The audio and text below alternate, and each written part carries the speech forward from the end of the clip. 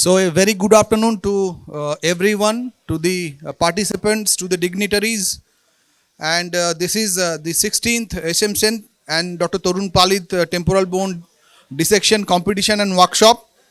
Now we will start our inauguration ceremony. I would like to invite Professor Amitav Rai Chaudhary sir, to come on the dais. Then he is our president and faculty of the course. Professor Debashish Bose, he is the chief guest of today's program. He is the Pro VC of West Bengal University of Health Sciences. Sir, please come on the dais.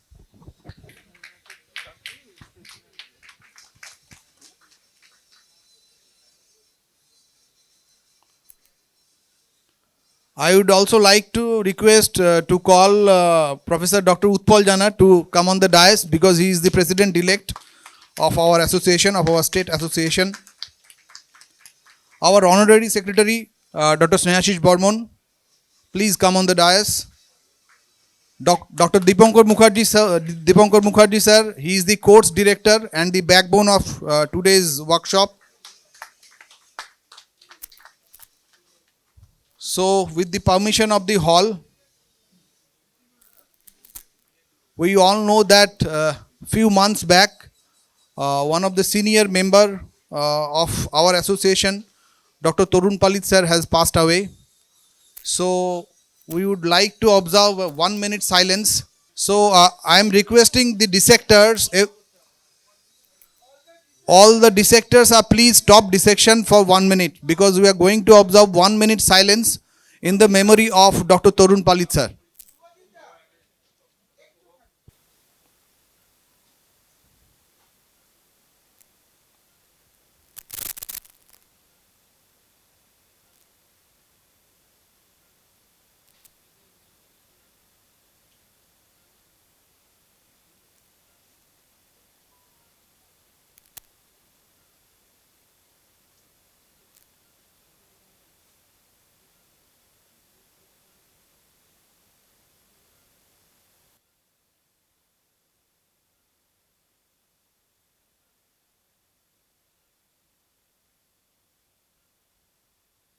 Om Shanti. Thank you. May his soul rest in peace.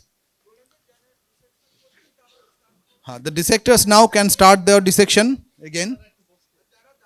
And those who are standing, please be on their seats. So now we'll going to begin our felicitation program. First of all, we would like to felicitate our chief guest of today's program. That is Professor Debashish Bose, the Pro VC of West Bengal University of Health Sciences.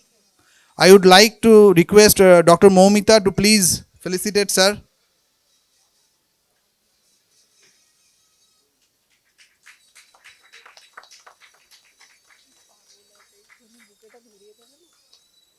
Then I would like to request Dr. Ushrin Bose to felicitate Dr. Utpal Jana. I would like to request Dr. Debashish Bose, sir, please come on the dais and speak some words for us. সবাইকে অনেক ধন্যবাদ। Now, if there are somebody who do not follow Bengali, then I can speak in Bengali. Is there anybody who do not follow Bengali? Okay. So I'm speaking in English. Now it is my privilege to be here today. Now such a workshop which is a purely academic activity and which would sure to benefit the budding otorhinolaryngologists. And the bustle of activity which is going on here also gives us encouragement and enthusiasm for the academics. And I feel that future of ENT surgeon in West Bengal is bright if such activities and workshops are held regularly. Surely they will help budding scientists. And from the core of my heart, I congratulate the association for organizing such an event. Now on the part of the university is always for such activity. Provided the logistics are there, it is now possible for the university to supply the logistics, and I think uh, it is a privilege for the university also. Thank you again for calling me here and giving me the honor. I wish that such activity goes on. Thank you very much. Now I would like to request Colonel Dr. Ruhi Singh to come on the dais and felicitate our president. Okay, so now Ushrin will first felicitate our president to Professor Dr. ARC Amitav Roy Chaudhary sir. First,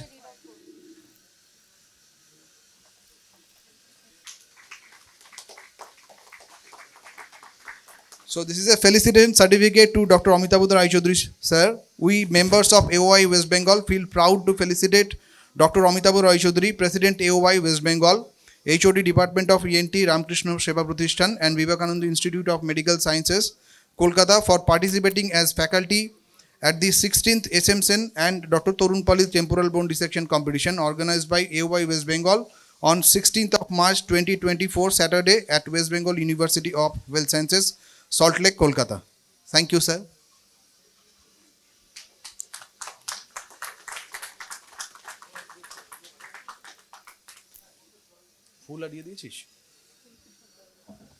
Now it's the time for Dr. Ruhi Singh to felicitate ARC sir on behalf of Command Hospital.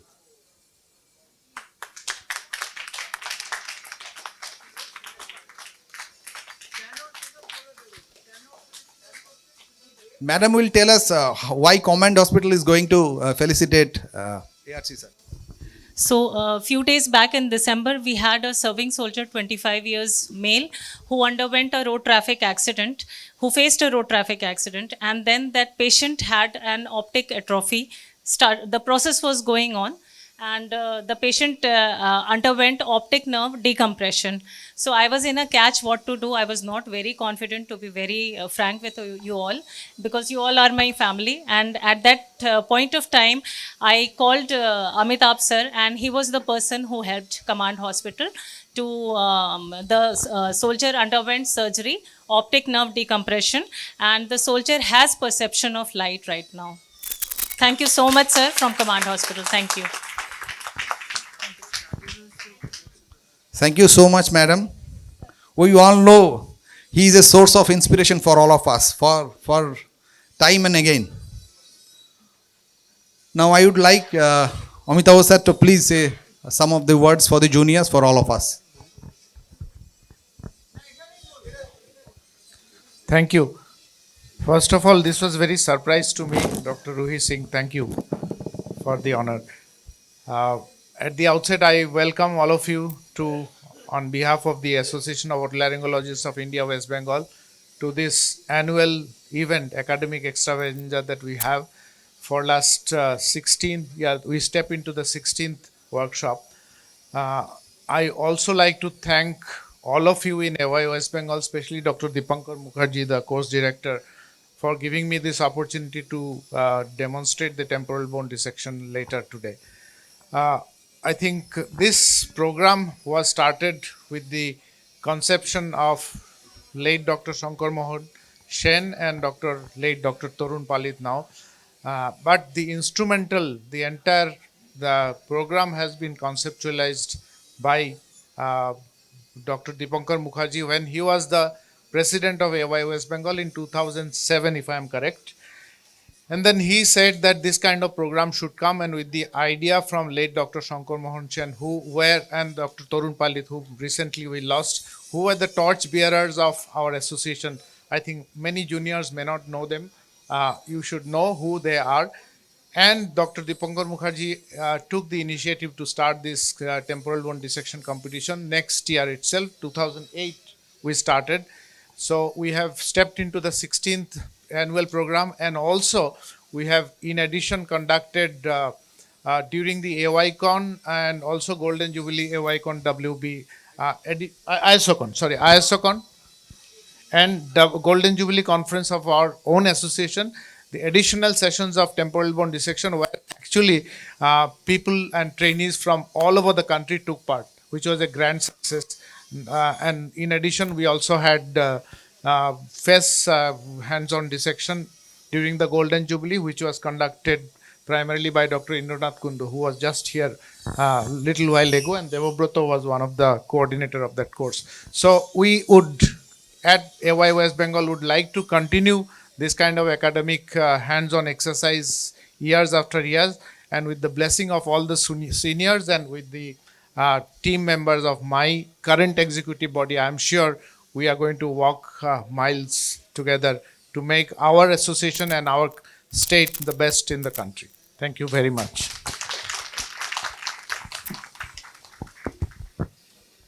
So now is the time to felicitate the backbone of today's workshop, Professor Dr. Dipankar Mukherjee sir. I would like to request Momita again, Dr. Momita again, to felicitate Dipankar Mukherjee sir. Just few words for sir, as Dr. Roy Chaudhary just elaborated the entire thing. Sir was quite few days back when we are thinking or organizing this workshop. Sir himself called us, organize all the instruments, and even in sir ekhoni bolben boyesh bolish na, but even in this age sir stand in that anatomy hall for an hour almost to procure all the bones so that we can have this wonderful program. Thank you once again, sir. And this is a token of appreciation, the certificate for the felicitation to Dr. Dipankar Mukherjee sir. We, the members of AOY West Bengal, feel proud to felicitate Dr. Dipankar Mukherjee, past president of AOY West Bengal, for conducting the 16th SM Sen, Dr. SM Sen and Torun Palit Temporal Bone Dissection competition organized by AOY West Bengal on 16th of March 2024, Saturday at West Bengal University of Health Sciences, Salt Lake, Kolkata. Thank you once again, sir.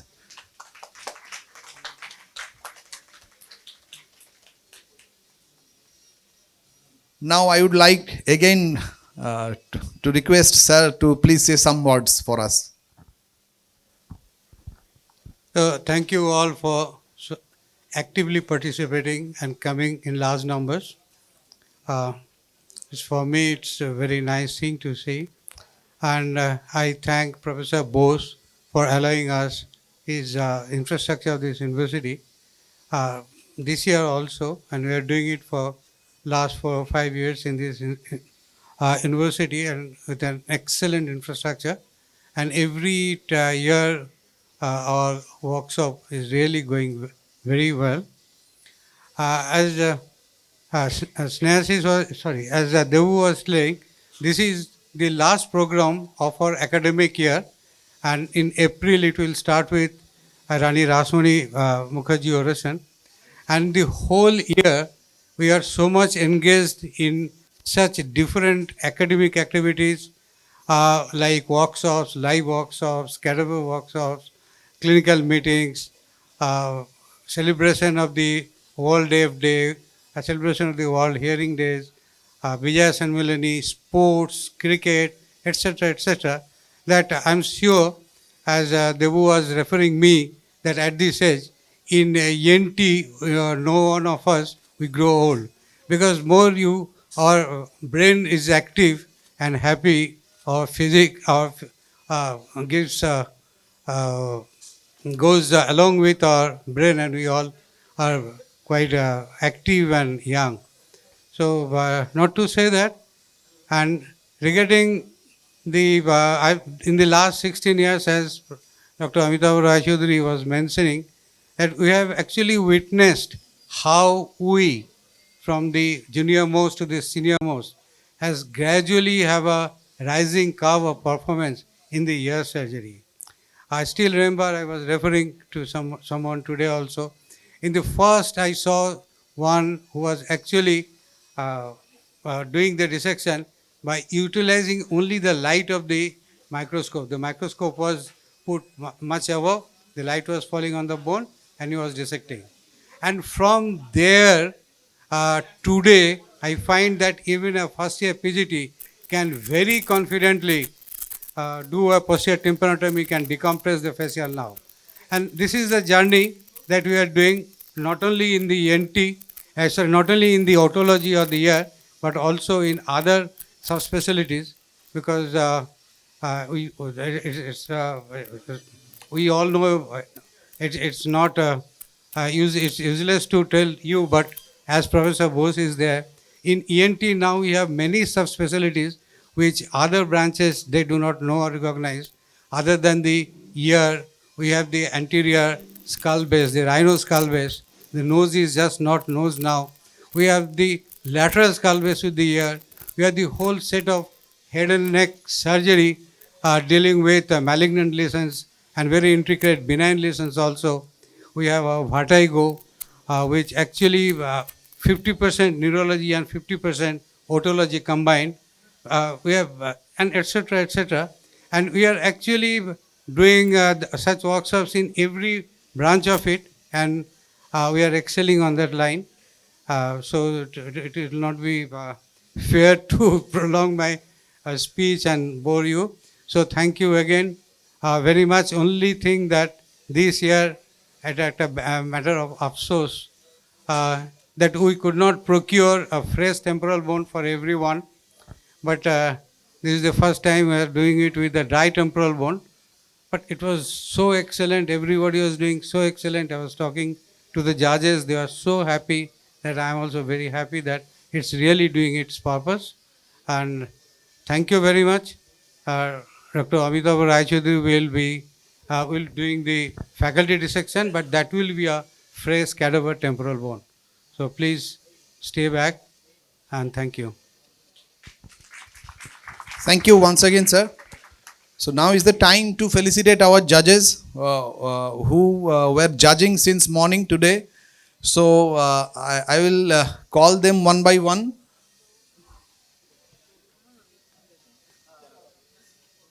So first I would like to call upon Professor Dr. A.M. Shah. Sir, please come on the dais. Sir is one of the senior most member of and almost guardian of our state association. And I would also like to request the President-elect and the President, Dr. Amitabh Raichaudhuri sir and Dr. Utpal Jana, to felicitate the judges.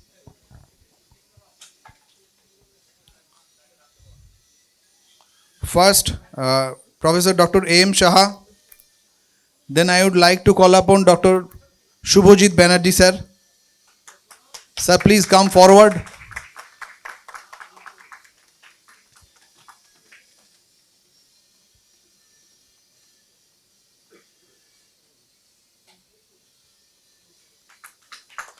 Then Dr. Bidhan Rai sir. Sir, please come forward.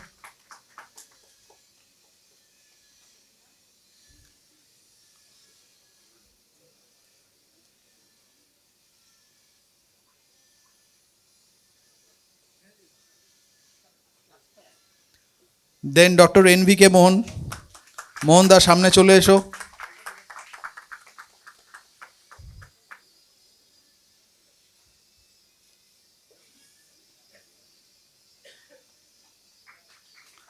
And finally to Dr. K.P. Verma. Verma ji.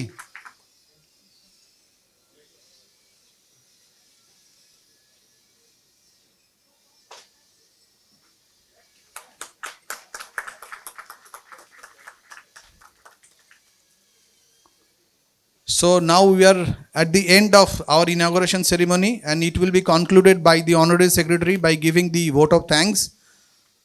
Dr. Snehashish Barman, please come on the stage.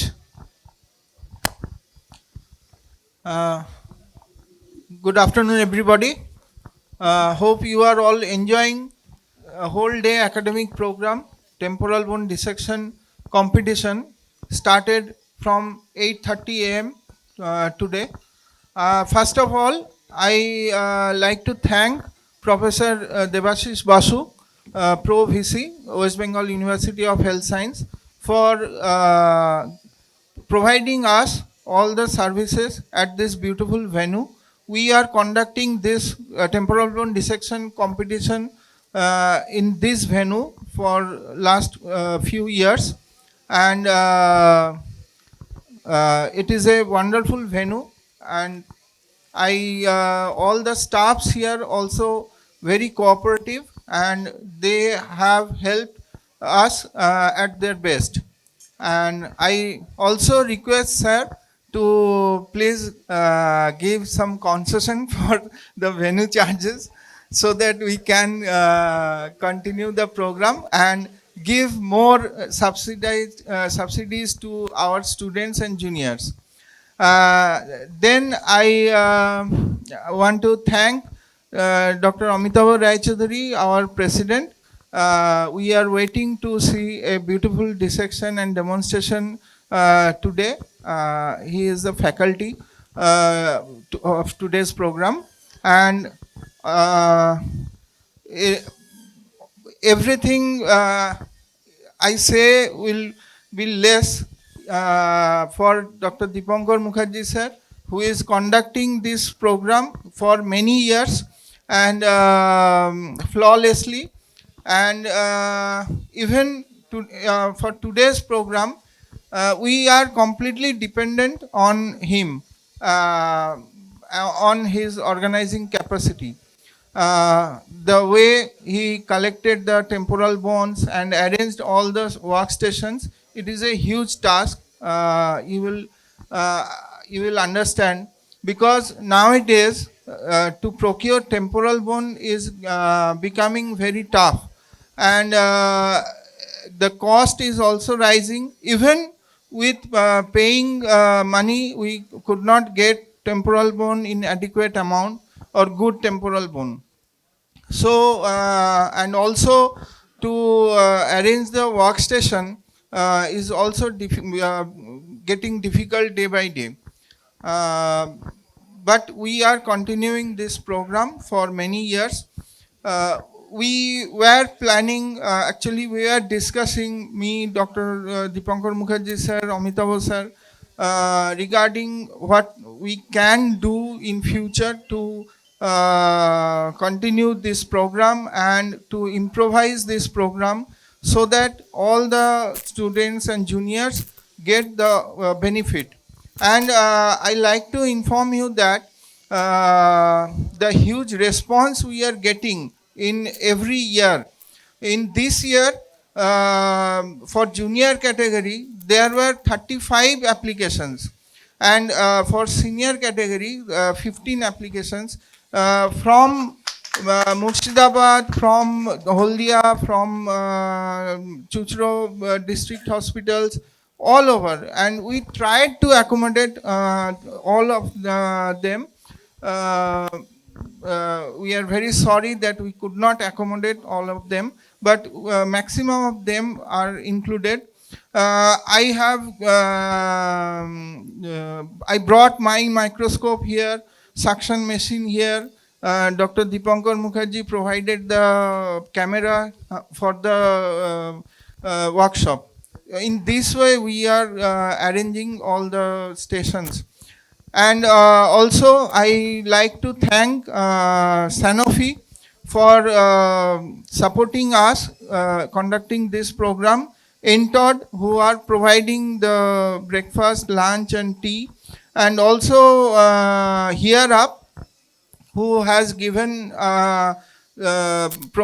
sponsored the prize for the competitors. And for this year only, as we have lost Dr. Torun Palit sir, so we have decided to give a special prize to the winner of this competition. And there is a second prize for the first runner-up. So I also like to thank our audiovisual person, Perfect Visual, Tomalda, Sogotoda, and Nityananda, our photographer, and all the staffs who are helping us throughout the day. Without wasting much time, and at last, I have to thank all of you for attending this program since morning and making this program successful. Thank you all. Just a minute. Our program has such a huge impact that you all know Professor Nirmalendu Majumdar from Pondicherry. After hearing the time, the date of this, he made an, there sitting in the Pondicherry, he is now 93 years old. He made a huge search from the literature and he sent this. Hey, এটাকে দিতে পারো? The photograph. And he has requested me to tell you this information that just they will show you in the project. This is in 1660. It is recorded that first human temporal bone dissection was done by a French anatomist who was also a surgeon. He sent the photograph also. 1660. So this is an information and. So meanwhile, the slide is on the board. So I would like to request the AOI President, Dr. Doipan Mukherjee, please, without your presence in the stage, the program will not be complete. We are.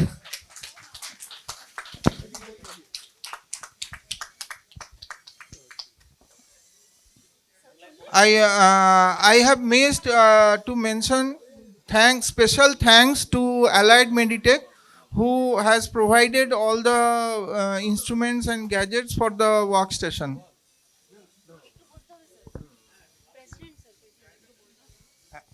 I'm requesting our President-elect Doipan, beloved Doipan, Professor Doipan Mukherjee, to say a few words to us. I would like to request Dr. Amitabh Roy Choudhury sir to felicitate our AOI President-elect, Dr. Doipan Mukherjee, along with Professor Jana.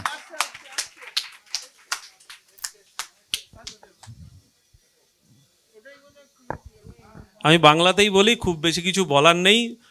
এটা doctor Shankar Mohan Sen এবং doctor Tarun Pali temporal bone dissection মানে workshop and hands on training programme. তা doctor Shankar Mohan সেনকে তো আমরা অনেক দিন আগেই হারিয়েছিলাম, কিন্তু এইবারে প্রথমবার আমরা ডক্টর তরুণ পালিতের ফিজিক্যাল অ্যাবসেন্সে আমরা এই প্রোগ্রাম করছি। এবং আমি মানে কনগ্রাচুলেট করতে চাই ডক্টর দীপঙ্কর মুখার্জি এবং আমাদের president doctor Amitabha Roychowdhury, secretary doctor Snehashis Barman এবং বাকি সবাইকে এই প্রোগ্রাম সুষ্ঠুভাবে সম্পন্ন করার জন্য। এবং আশা করব যে ইয়ার আফটার ইয়ার এই প্রোগ্রাম এরকমই সফলভাবে কন্টিনিউ হতে থাকবে, যাতে এই প্রোগ্রামের মারফত এবং ডক্টর শঙ্কর মোহন সেন এবং ডক্টর তরুণ পালিত আমাদের হৃদয়ে আছেন, তাই কোনো একটা প্রোগ্রামের মাধ্যমে তো তাদের স্মরণ করার বিষয় আসে না, কিন্তু স্টিল যখন তাদের নাম এই প্রোগ্রামের সঙ্গে জড়িত আছে, আমি আশা করব ইয়ার্স আফটার ইয়ার্স আমরা আরও সাকসেসফুলি এই প্রোগ্রাম কন্টিনিউ করতে পারবো। Thank you. এই প্রোগ্রামটার পেছনে কয়েকজন প্রচণ্ড খেটেছে এবং তার জন্যই কিন্তু আজকে প্রোগ্রামটা এত ভালো হয়েছে। আমি তাদের ডাকবো, দীপাঞ্জন, উসরিন, দেবু। দীপাঞ্জন চলে আয়, আমরা তো স্টেজে পেছনে যাচ্ছি। চলে এসো, দীপাঞ্জন আছে আর মৌমিতা। হ্যাঁ চলে এসো।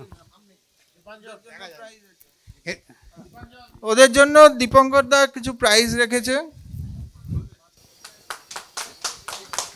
আবার কিন্তু দিতে হবে, হ্যাঁ, এবার ওই প্রেজেন্টেশনটা দিতে হবে, একটা প্রেজেন্টেশন লোড করে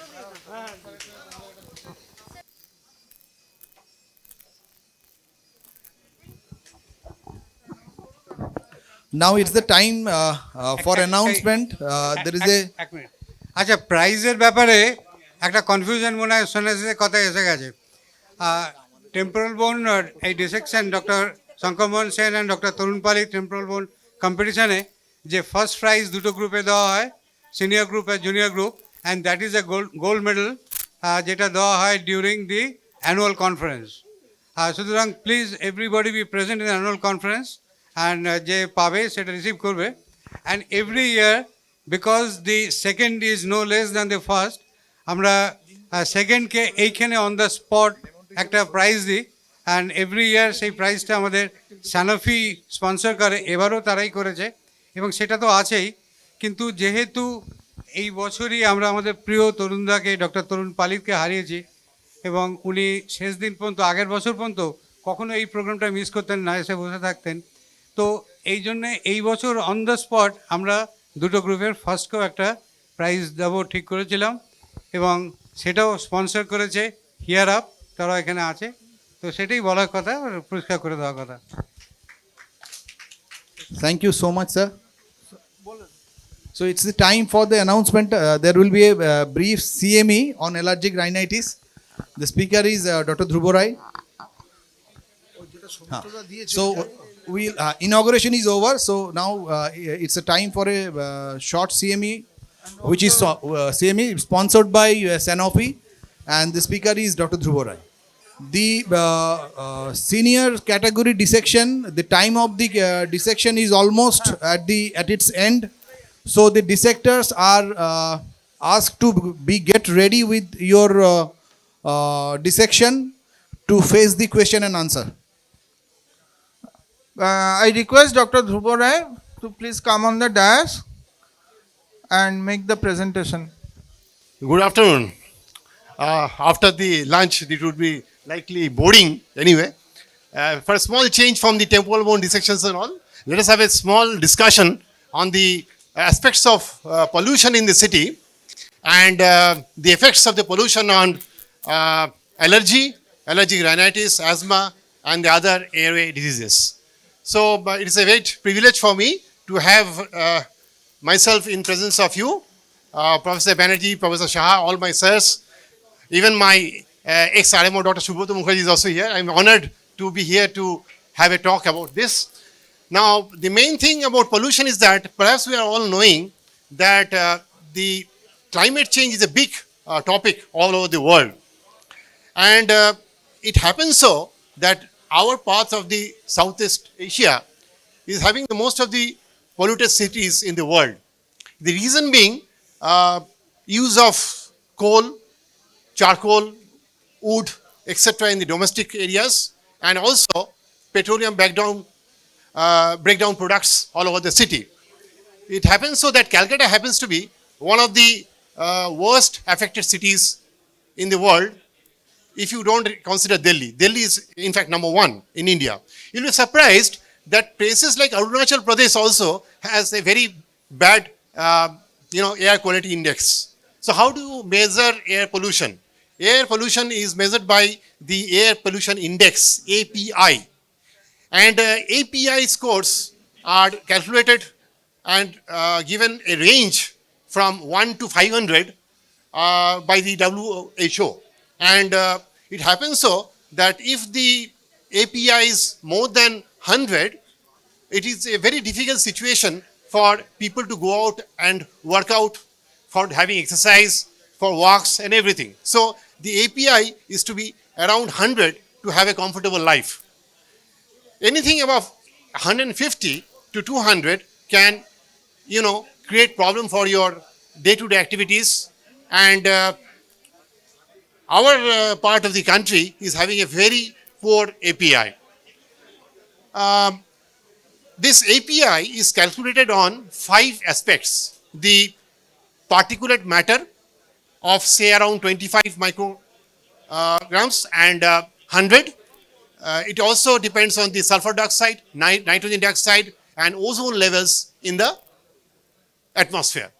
You'll be very surprised to know that if you play in the peak afternoon, the ozone levels at the ground level is the highest. তো আমরা যে খেলাধুলো করি দুপুরবেলায় রোদ্দুরের মধ্যে, we are actually exposed to a lot of ozone. Another fantasy is of the Bengal, the elderlies of the city, যে ভোরবেলায় উঠে আমরা হাঁটাচলা করবো. A good morning walk, or you say a good evening walk, it can be very dangerous. Why? Because it happens so that the worst level of API, pollution, is mainly around say 8 o'clock in the morning and say 9 o'clock in the evening. And even the pollination of grass that happens around 6 to 7 in the morning and 6 to 7 in the evening. So if you consider the air, it is quite bad in the early morning and late evenings. So it is a misnomer. আরেকটা misnomer আছে, আমাদের বাবা মারা বলে জানলা দরজা খুলে দে, বাইরের হাওয়া আসতে দে, and you will be very comfortable. It is not so, because if the outdoor air is bad, your indoor air is equally bad. So you must be seeing a lot of pediatric patients all are with inhalers nowadays. সবাই আমরা ছোটবেলায় inhaler নিতাম না. These inhalers are being given for bronchial allergy. And what is the reason for the bronchial allergy? Again, the reason is this pollution in the city. Now we have some data, some studies which have shown that there is a relation of pollution with allergic rhinitis. Although there are no direct links, but there is a definitely link between the aggravation of the symptoms of COPD, asthma, airway disease, and allergic rhinitis with pollution. This is what I was talking about. Allergic rhinitis and air pollution, this is what we are talking about. Now, if you see, this is a very good concept, environmental exposure unit.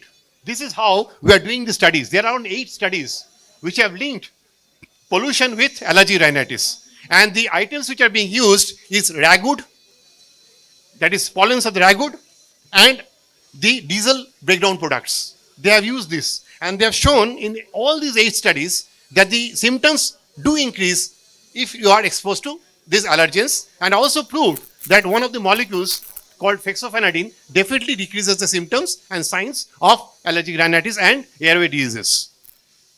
So,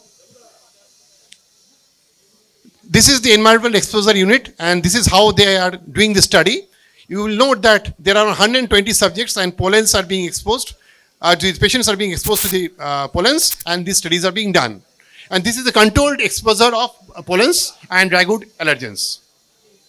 So this is an outdoor air sample, how it looks. And when you are exposing in the EU air sample, it looks like this.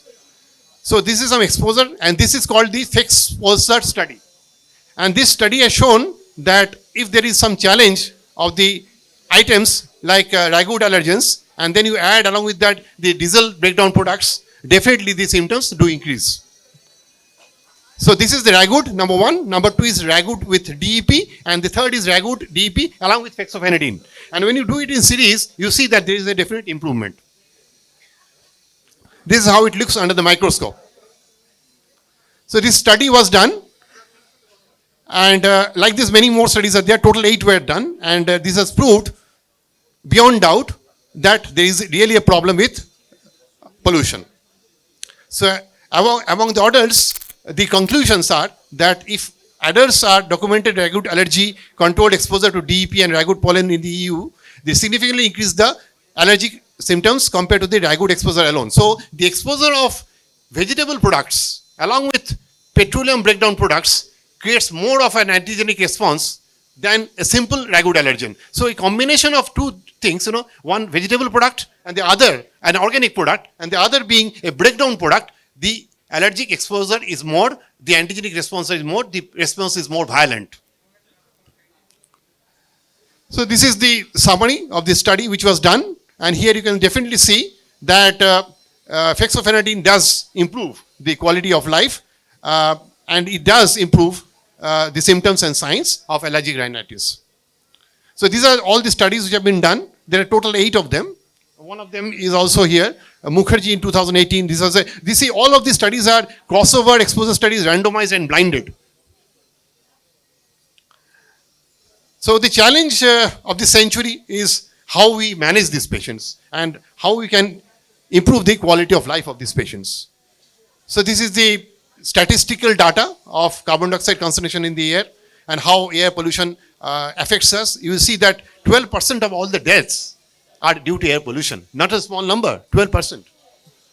And India and China, of course, are the main contributors because of our practices.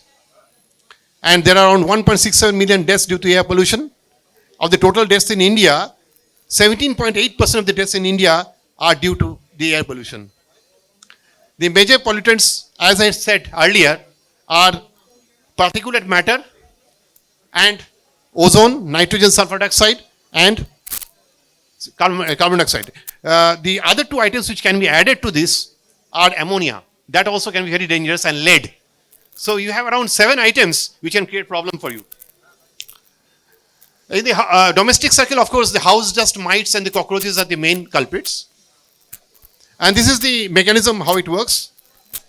PM means particulate matter. The particulate matter of 25 and 10, these are the ones which are measured by the WHO for calculating the air pollution index. How does it work? The impact of air pollution can be seen in this slide, that it activates the T cell, there is cell barrier damage, and ultimately oxidative stress. So the manufacture of oxidative radicals, free oxygen radicals. That is the main way in which we are damaging our airway, the mucosa of the airway. Free radicals. These free radicals are created because of the exposure to the pollutants. So this is the generation of the oxidative stress by pollutants, and there is a role of this in allergic airway inflammation. This is new. So this is new. The role of antioxidants in the management of airway diseases. This is something new. So the effects of climate change, I have already discussed about this. Let us go ahead with see in childhood, all the age profiles from young age to the elderlies, all are suffering because of this pollutant exposure. And let us come to the, okay. So increased AR incidence is most industrialized countries is there with rapid urbanization. So what is the source of these pollutants? It is usually the construction work going around in the city, the cement, the brick breakdown products, the big kilns. They are the ones which actually gives source to most of the pollutants in the city. And the DEPs are acting as adjuvants, augmenting the immune response to yellow allergens. So the yellow allergens, when you add with the diesel breakdown products, diesel emission products, these are stronger allergens than the previous ones. So these are all the studies on air pollution and exposure. There are many studies like that, and all have beyond doubt proved that air pollution has something to do with our airway disease. So how do we manage? We are all knowing this according to our the regimen of these nasal steroid inhalers, then the oral inhalers, the oral anti-allergics, the first generation, second generation. We are all knowing about this. The new thing is that we have to add antioxidants also in the part of our treatment, as a part of our treatment. The role of antioxidants, that is new. And this is, we are all knowing that there are two tests which are basically done. One is the skin allergy test, and another is the IgE immune specific in the blood. The screening factors remain the same. And the profile of diseases which can come to you is not only allergic rhinitis, but also allergic conjunctivitis, blepharitis, urticaria. They can all come to this, and fexofenadine also works in urticaria very well. The general measures which you can take is to improve the air quality in the room by using air purifiers, central ACs. Outside, if you are traveling, please travel in public transport. You know, buses are safer than cars. If you are coming down with a car, with the windows down, it's quite dangerous. So go around in the buses or with your glasses up in an air-conditioned car. That is safer. The use of N95 mask, that also helps. And washing of your linen in the home with hypochlorite and hot water to take care of the mites. Remove the carpets and the heavy, upholsteries, the curtains in the room. That is a part of the measure which you can take to improve your air quality inside the room. And our country, we have a national policy, and we have, there are apps also available for calculating the air index, air pollution index. It is available on the mobile, and it is actually calculated every day. You can get the updates, and according to that, if you monitor your lifestyle, going out and having a walk, doing some exercise, it all depends on the air pollution index. If that is fine, if something below 100, you can go ahead and do some exercises in the open. You can have a morning walk. But if you see, if the API, the index is say more than 200, well, if you have asthma or if you have allergic rhinitis, you are in trouble.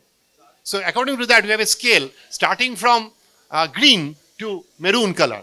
So green is 0 to 50 and maroon is above 300. So something above 300, well, it is around 40 cigarettes a day. That is a maroon color. So that you can see on your mobile and have your lifestyle pattern accordingly arranged. And regarding the molecule fexofenadine, this is a very good molecule which has been shown to work well in cases of allergic rhinitis and also in cases where there have been allergens around which are diesel breakdown products and domestic allergens. And the antioxidants, as I discussed, can be added. So the management as a whole is not only treatment. Our treatment starts from prevention. So it is education, participation of the people, informing them about the airway diseases. Then you give your drugs, and also you have to understand each patient is different. So personalize the medicine. You may have allergic rhinitis with asthma. You can have allergic rhinitis with urticaria. You can have allergic rhinitis with blepharitis and conjunctivitis, vernal conjunctivitis. So you have to make your treatment pattern and your protocol accordingly, giving each patient his own treatment. So that is precision medicine. That is what I was talking about. So this is the recommendation. We all do this at home. পুজো আচ্ছা হচ্ছে ঘরে ধূপবাতি জ্বালাচ্ছি, যজ্ঞ করছি. Well, this is all adding to the emission. And the last line is very important. Contact lens. যাদের blepharitis আছে কিংবা conjunctivitis আছে, it is better to use contact lenses which are daily disposable. That prevents allergy. And avoid using aerosols and perfumes at home. That also is dangerous. And tobacco, of course, is a no-no. Smoking is no-no. So the other recommendations are that you go for intranasal corticosteroids, anticholinergics for clear water rhinorrhea, antihistamines, and nasal lavage. Nasal lavage is by washing out the pollutants, the particles, matters from the nasal airway. So nasal lavage is very good. This should be encouraged. And as I said, that air pollution exposure can be reduced by avoiding outdoor time in the afternoon of summer months when ground level ozone levels are highest. This ozone is made from the nitrous oxide and the diesel breakdown products reacting in sunlight. So try to avoid playing in the sun. And outdoor air pollution and allergen exposure in the workplace can be reduced by shift rotation, personal protective equipment, and of course we have the drugs. Second line therapies for AR include decongestants, commodine, sodium, antihistamines, leukotriene inhibitors, and you have to avoid the peak muting hours combined with peak pollen season. So in peak pollen seasons, you have to avoid playing outside or working outside. And this is all we have discussed about the studies. We had phase 3 trials, single center sequential trials. Everybody, all the studies have proved beyond doubt that these molecules work in both the cases of allergen exposure and allergic rhinitis with pollution in the background. So I will end this talk on the pollution, and I will stress that whatever age it may be, whether it be a child or it be a retired person at home, we should plan our whole activities according to what is the air around which you are breathing. Try to prevent the pollution from being spread, try to prevent our allergy, and at the same time, try to have a lifestyle which will not add to our problems. Take your drugs properly. If you are an asthmatic or having allergic rhinitis, there are seasonal variations. Some have, of course, perennial rhinitis, but some have seasonal variations. Preventions are always better. And then you can also prevent the deaths, especially in the geriatric age group. If you have COPD or asthma, it is better to take your inhalers in the proper time, in the proper dose, and avoid outdoor exposure, as I said, early morning walks and late evening walks, late bath in the evening. This is something which you should avoid. Thank you very much. Thank you for your patience. Thank you. Thank you once again, Dr. Roy. Sir, please be on the stage. I would like to request Dr. A.M. Shah, sir, Professor A.M. Shah, so please come on the stage and to hand over. Acha, ঠিক আছে, sir, ওখানেই থাকুন, ওখানেই. And hand over a token of appreciation from our side to Dr. Dhruvo Roy. Yes, and Dr. Roy is a student of Professor A.M. Shah. So probably it's a very memorable moment for Dr. Roy, for both of them. So finally the announcement for concluding the dissection for the senior category. So the judges are requested to go to each tables and judge them. And we will start with our faculty dissection by Professor Amitav Roy Chaudhary sir, sharp at 3:15. So good afternoon. We are going to start with the basic mastectomy. Sorry about the interruption. So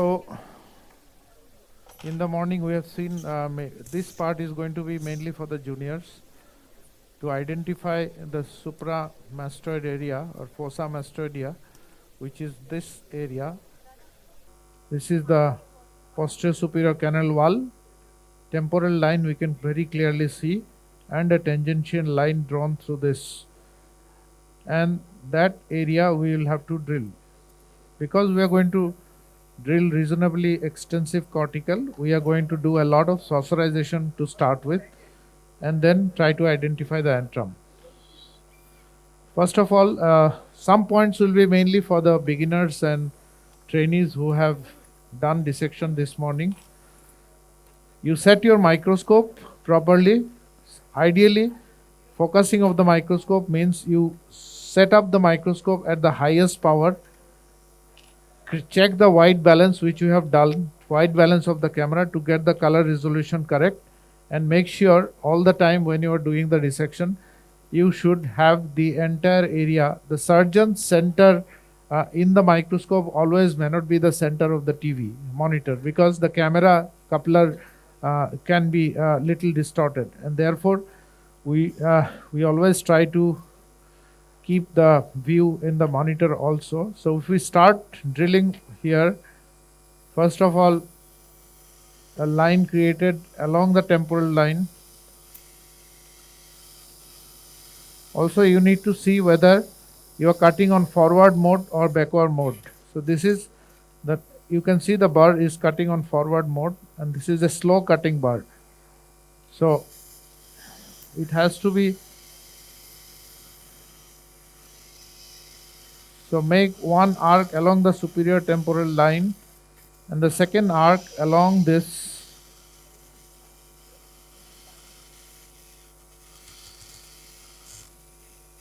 And then join these two to create a triangle kind of situation all the way from here to there.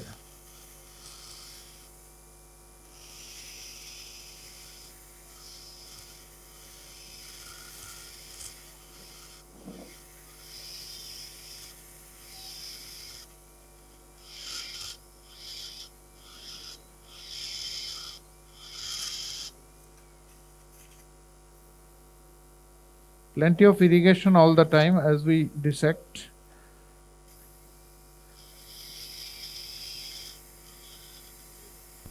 Always try to do a wide saucerization. Again, these steps are all for the beginners.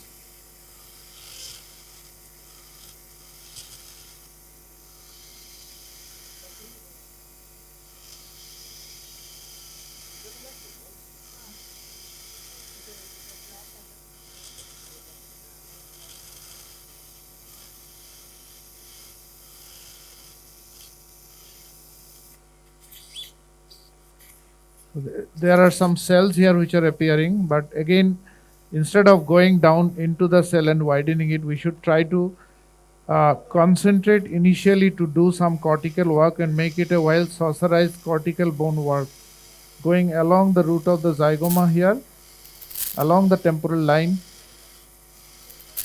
and obviously dealing with that triangle that we have created.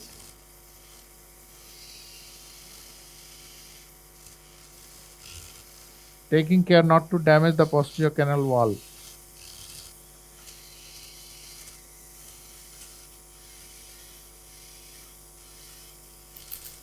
And ideally the drill should not be like this. We should always drill in a linear fashion. Your drill should be like a painting brush of a painter. That's what it is described in the otology textbook.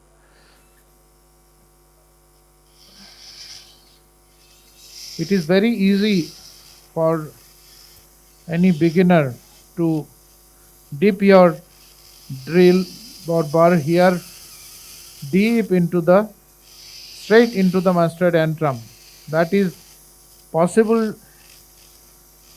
I think experienced otologists can do all these things, but as a beginner, because this exercise is primarily designed for the beginners to learn the basic steps of mastoidectomy, and therefore we should not go. And secondly, you would notice that I am using I'm not using any pressure. So to be efficiently able to cut the cortical bone, which is very solid, you should be able to have the bar in the highest speed at this stage, and also you should be able to have a good cutting bar.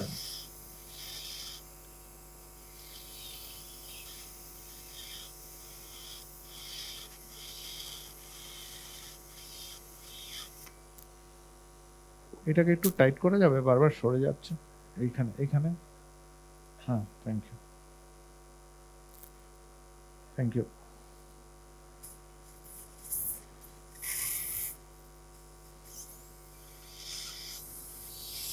Again, lot of cortical bone is being drilled first, so that I don't drill a pinhole or a little hole, rather than create a bowl or a saucer here and then go and deal with the periantral cells.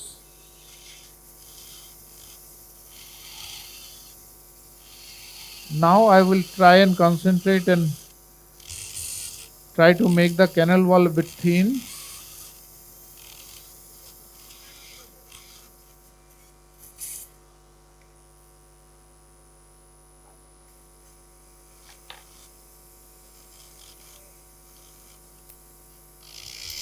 Now at this stage, it will be time in a short while to chain down to a smaller bar, and keep sucking here to make sure that you are not thinning this bone too much and not breaking into the canal.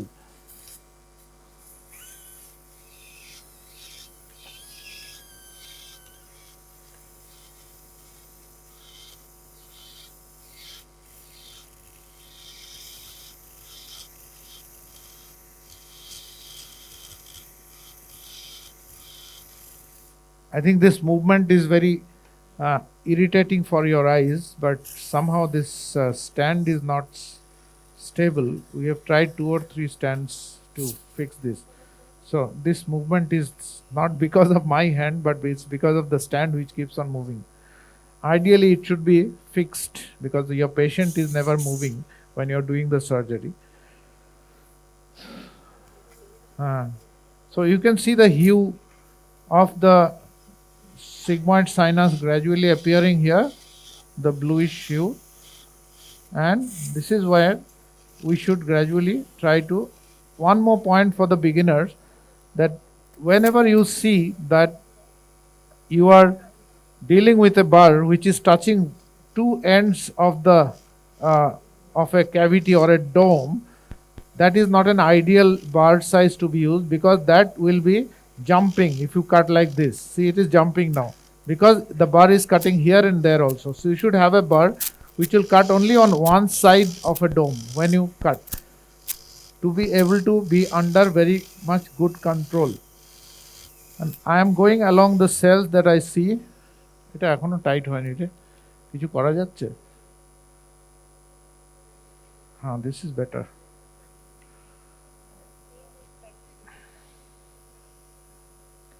Are you focused?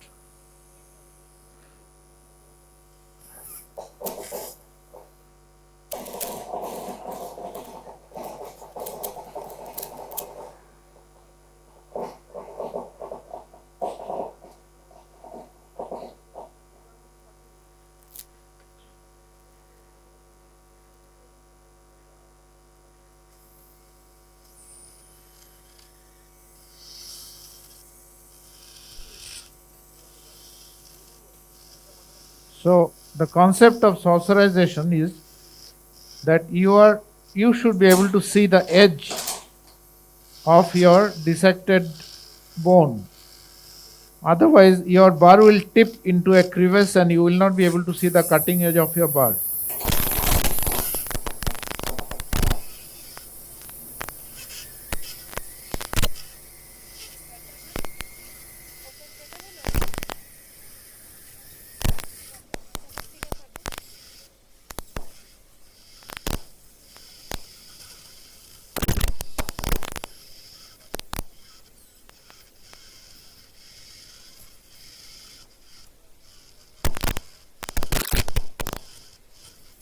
এটা কাটতে পারবে একটু?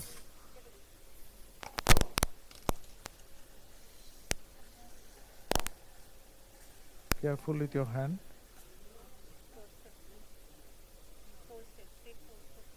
हाथ cut जाएगा. Change the part. Smaller size.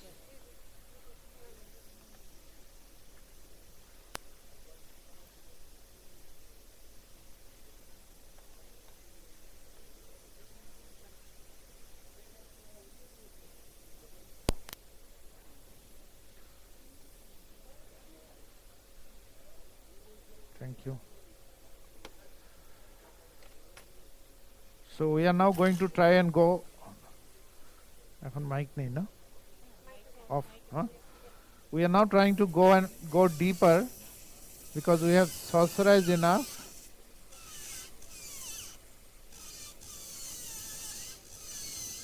This bar is not cutting.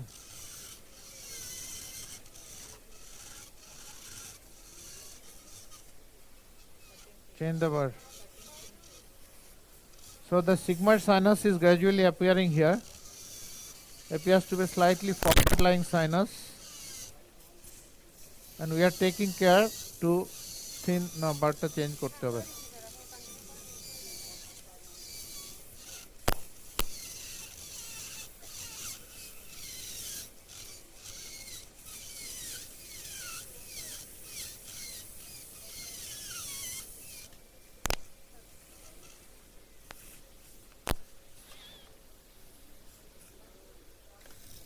I am very grateful to Professor Ruhi Singh and Dr. Ushirin Bose and Dr. Dipanjan who are helping me very kindly.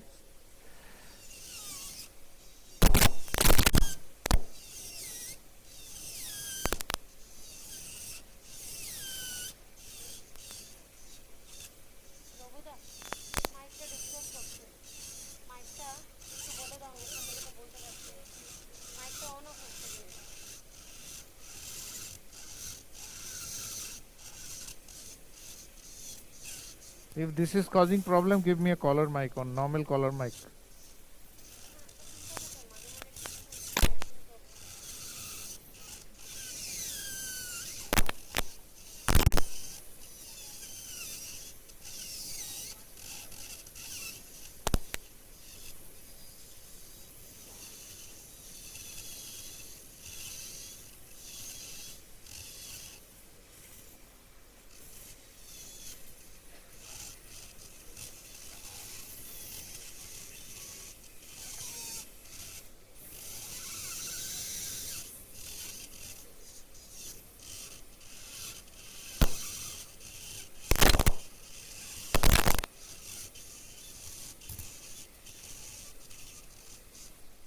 Now the point I want to make to our juniors here that this is dangerous.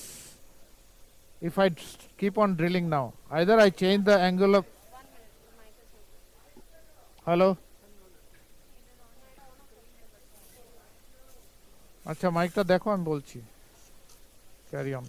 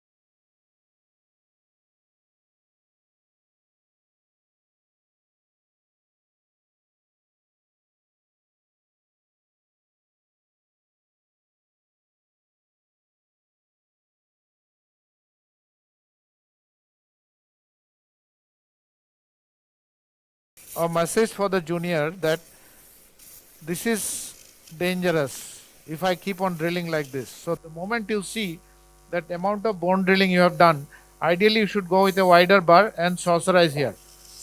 This is the common mistake that as a beginner all of us do, that I can see somehow and I'll keep on drilling. That's not the right idea. So ideally I should switch over to a wider bar and saucerize this area before I deal with the tegmen, expose the delineation of the tegmen. I'm just trying to create a thin posterior canal wall for our future dissections.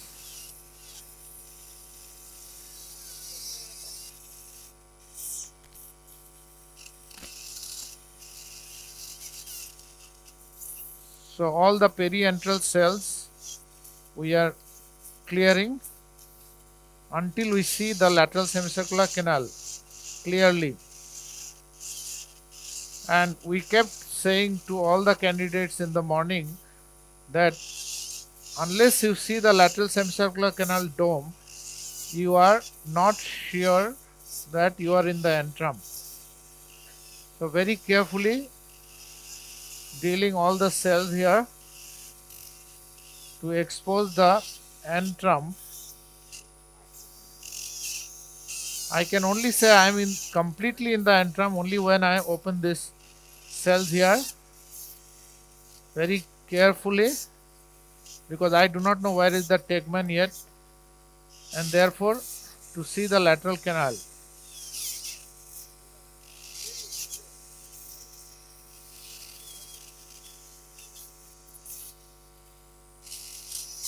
The multiple cells are still here, and once we start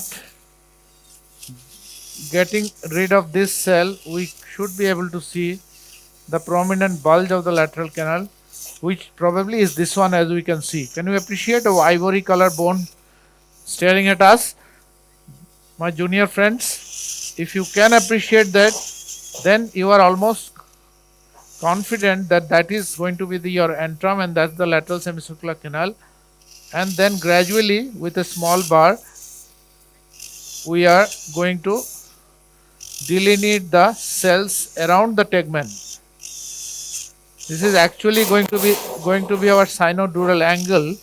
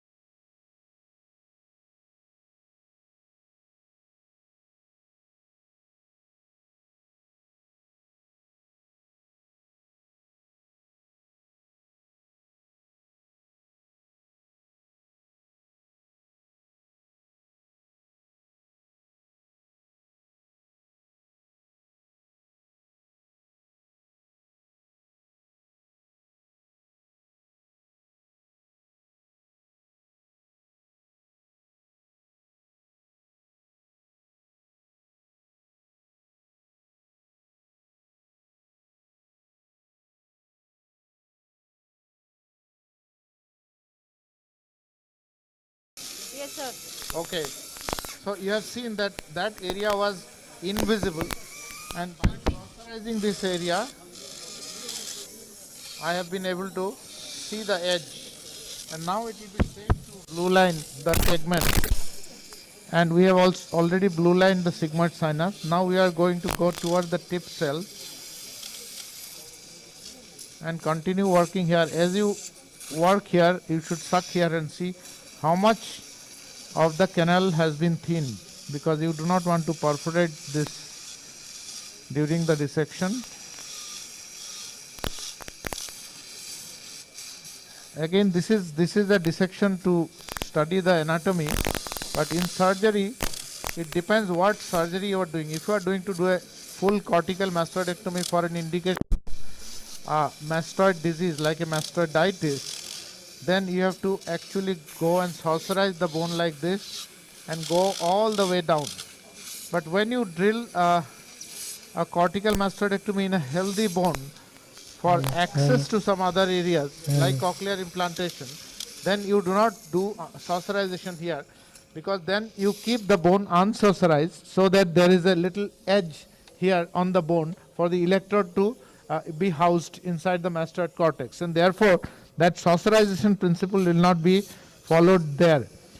So again, it will, during surgery it will all depend on what surgery you are doing, and that will dictate how much you do at which area.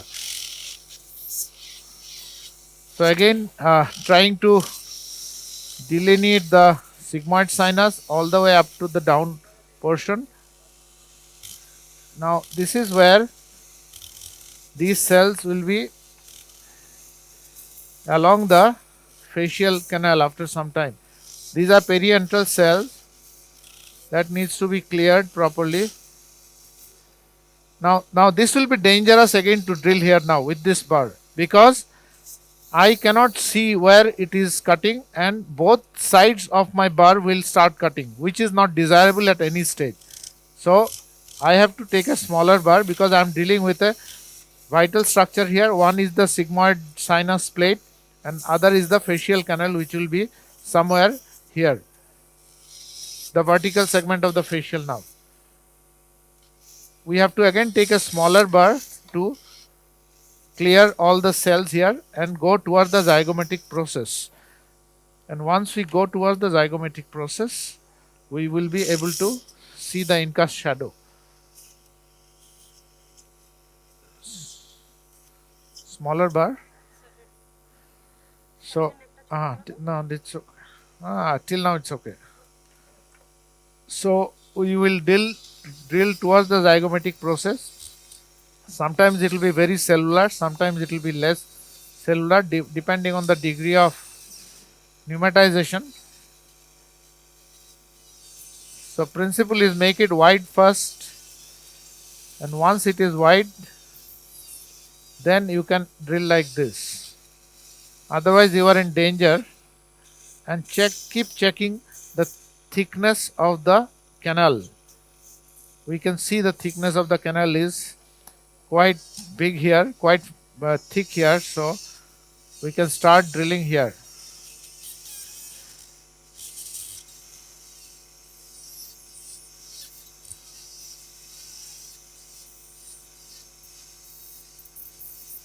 Now I have to be very careful here not to get through the posterior canal wall, yet go to the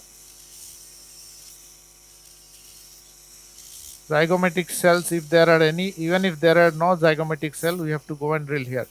Now this is a very cellular area here. The sinodural angle now can be delineated more.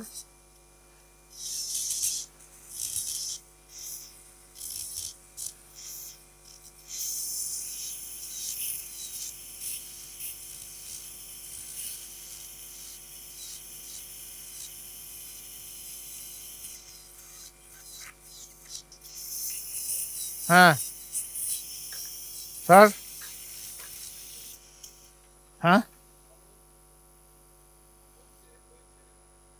মাইকে স্যারকে mic দাও না একটা। Sir ওই সবাই শুনো, একটু মাইকটা দিলে বলুন। সাইনাস যে দেখা যাচ্ছে রেট্রোসিগময়েড ঢোকে যে ওই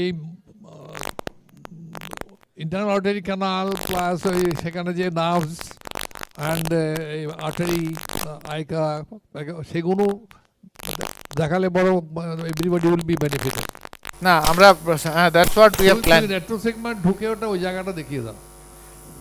আমরা what we are planning, sir, we are going to expose the incus. We are going to do a posterior tympanotomy, and then from there we'll see the facial nerve. We'll demonstrate the facial nerve, and from the facial nerve we'll see the cochlea. We'll see the round window niche, and then finally come and drill the lateral semicircular canal, and then trans labyrinth. We can go and we can show the retrosigmoid area also. But if we do the retrosigmoid area first, then we will not be able to show all the other which are useful for the juniors. ওটা তা একটু পরে sir করছি।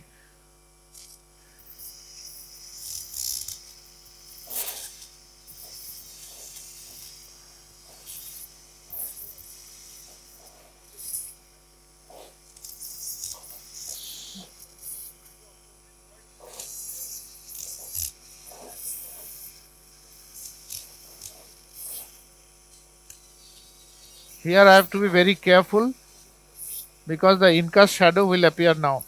Jaldao, can you appreciate the incus? That is the incus, and if I suck it, it's gone. Water again.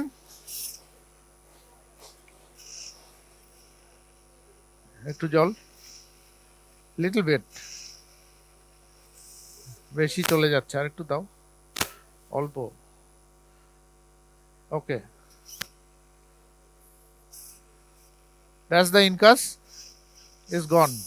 So this is the incus shadow as it is written in the, I think, House's textbook, that it appears to disappear as you pour water.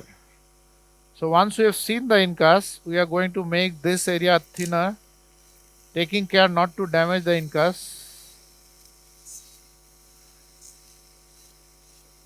This is the incus buttress, fossa incudis that we are seeing at the moment. And we need to go deeper to the peri-retrolabyrinthine cell here. You can appreciate that this is solid ivory colored bone, and there are cells behind this area which are nothing but retrolabyrinthine cell.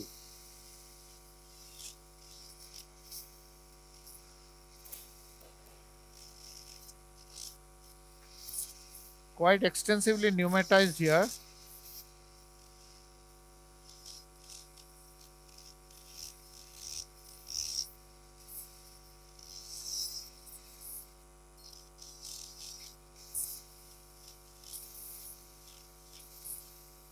Now we can drill here the perifacial cells.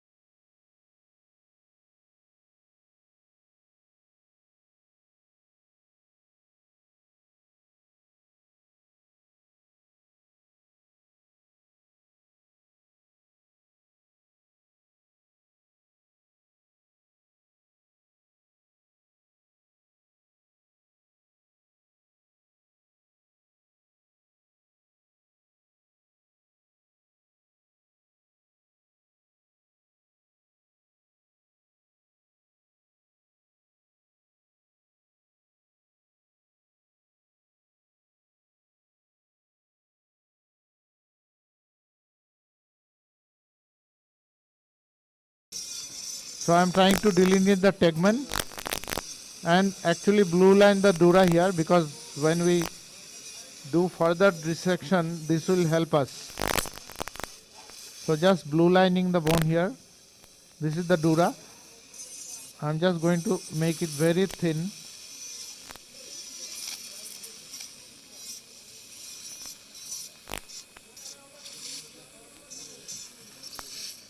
So this is the middle fossa dura, which will be exposed now. After this, I'll start doing the posterior tympanotomy. Very labyrinthine cells.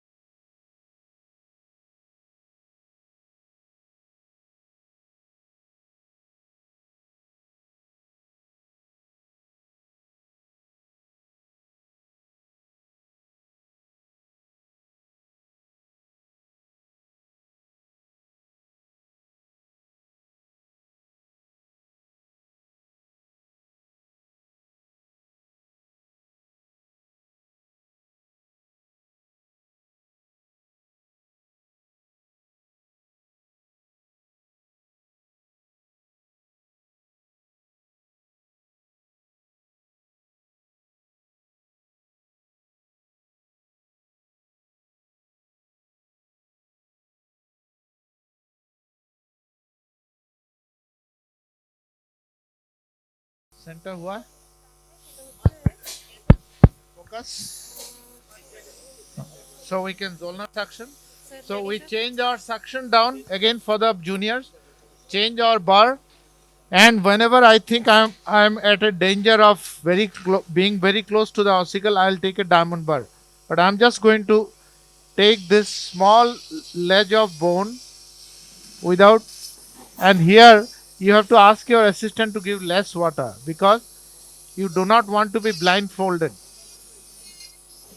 One thing, the juniors, please take a note here, because because the principle of water refraction shows you the parallax error, shows you the incus, which is a benefit.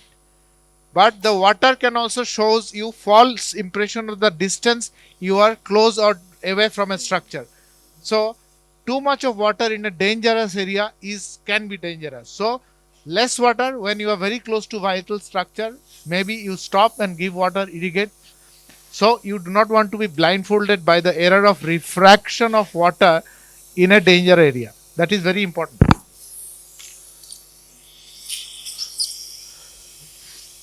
So we are now opening the epitympanum from this side.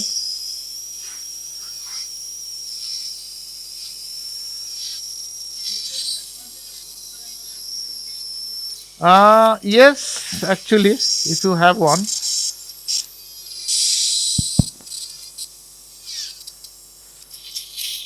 So this is the editus, and we are going anterior to the incudomalleolar joint. Can I have a small bar?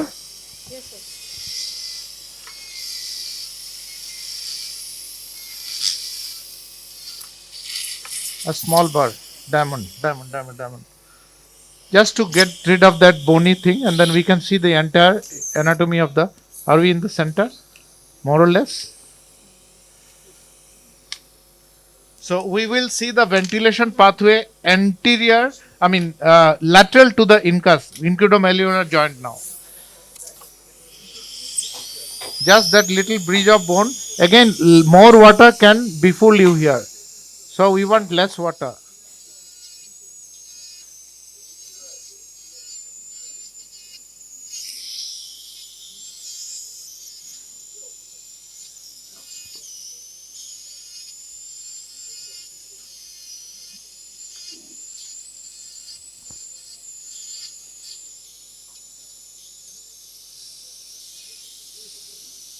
Okay. Yeah. I got it managed.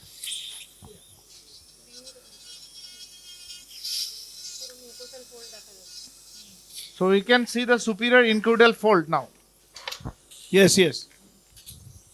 If we are in the center, you can see the fold. No, we are slightly Center? away from the center. Now, Yes. Okay. are we visible? Yes. So that's the incus, superior incudal fold here, and Yes. the incudomalleolar joint. Yes. I can separate this joint, and anterior to the or lateral to the incus, and medial to the incus going to the editus. This is the bulge of the superior lateral semicircular canal, incudomalleolar joint here, and this is the superior incudal fold. So this is the ventilation pathway that we have checked. Now we'll go for posterior tympanotomy. Ideally, for a posterior tympanotomy, you should tilt your table or the patient to some extent so that you can look from little more posterior. Are we okay? Yeah.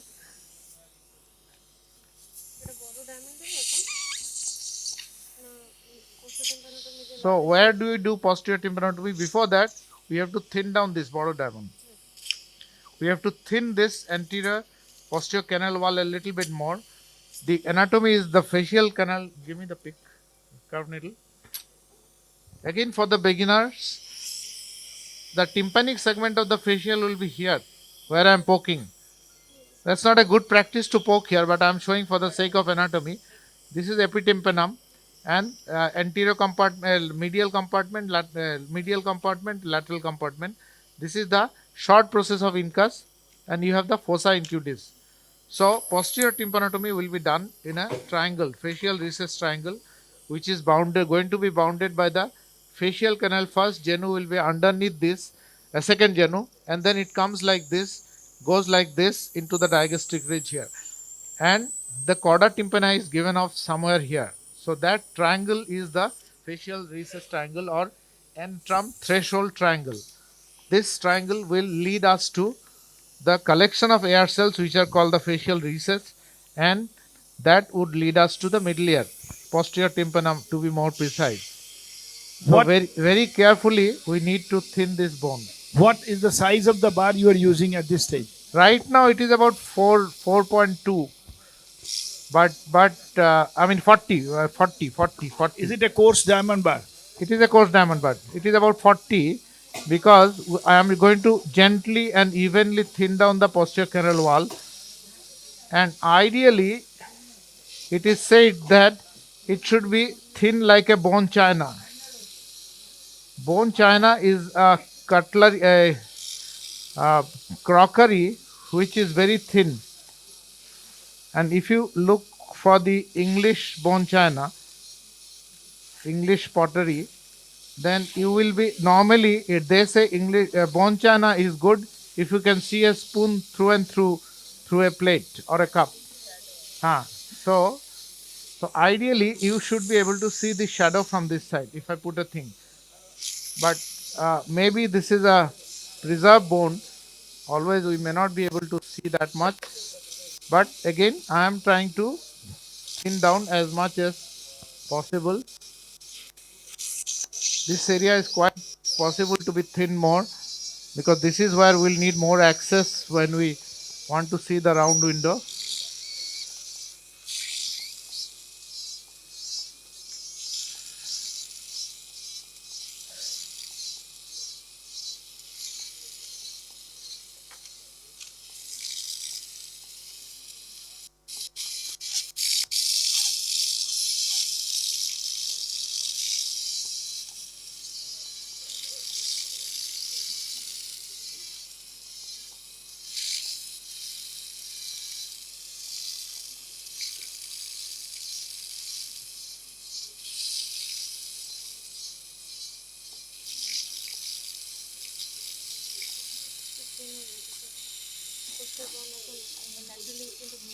Okay, we'll go for a smaller bar for posterior tympanotomy.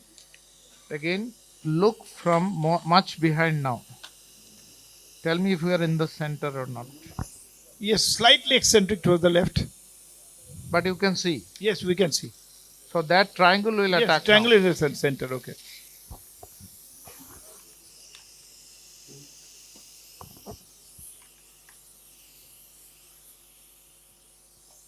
So we'll attack this triangle now from fossa incutis.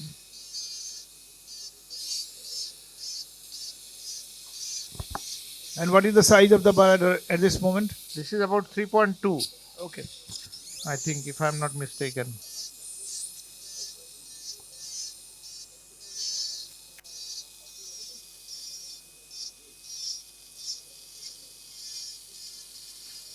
So we have to go, this is the lateral canal. The facial will be lower the level of the dome of the lateral canal, so we can open here. We are not going to open straight, but this part of the bone looks like very sclerotic. There is not much of facial recess cell here.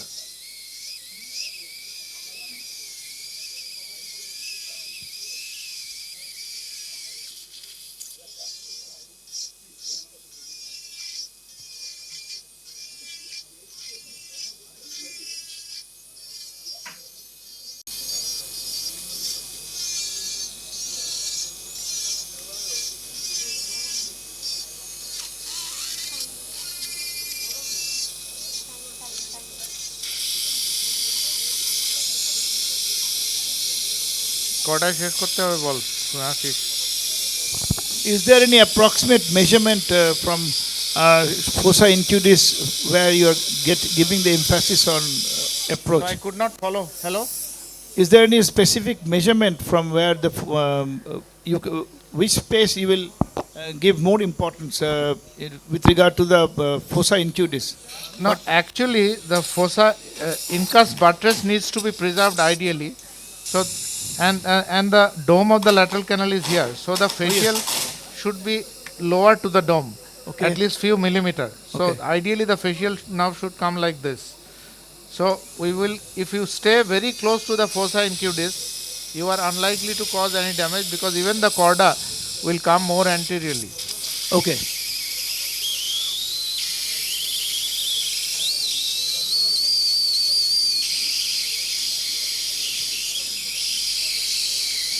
To come. So there is no facial recess cell encountered yet. Normally if you encounter a cell, it is easier, because then that cell actually guides you to the posterior tympanum, which we call sentinel cell. We will find it probably after some time.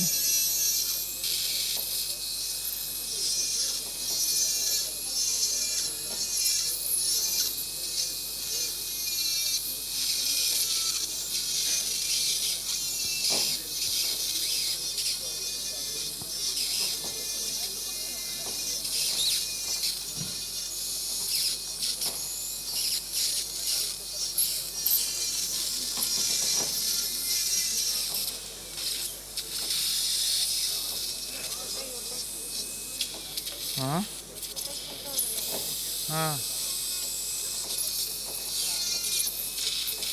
We are seeing a small hue of a cell kind of situation.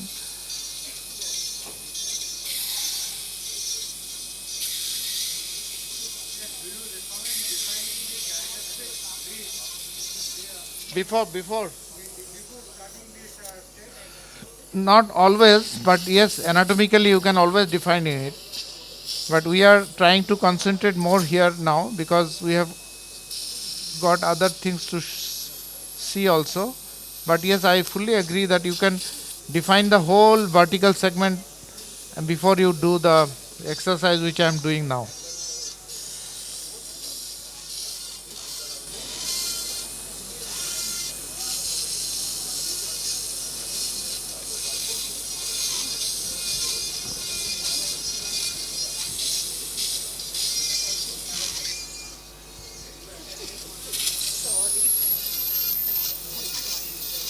क्या हुआ?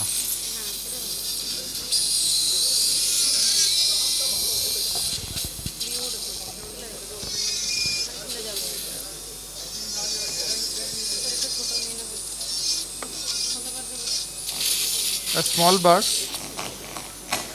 to make sure that may be the little sentinel cell, but there is no cell actually. It's just a hue of a cell. It's completely sclerosed.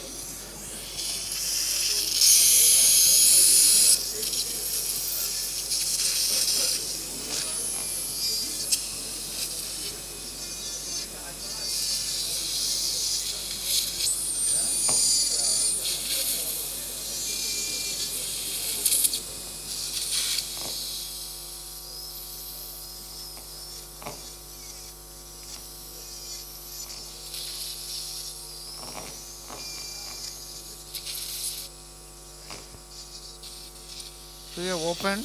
If I suck from here, it will be sucked from the editors. So we are actually seeing the incudostapedial joint. If you can follow, some movement can be appreciated here. Abhi?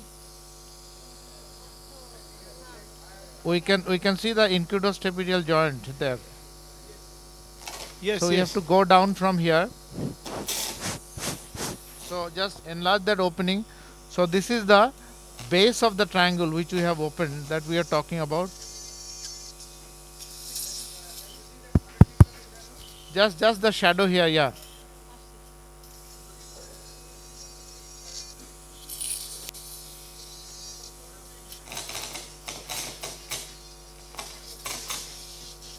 নড়ছে খুব।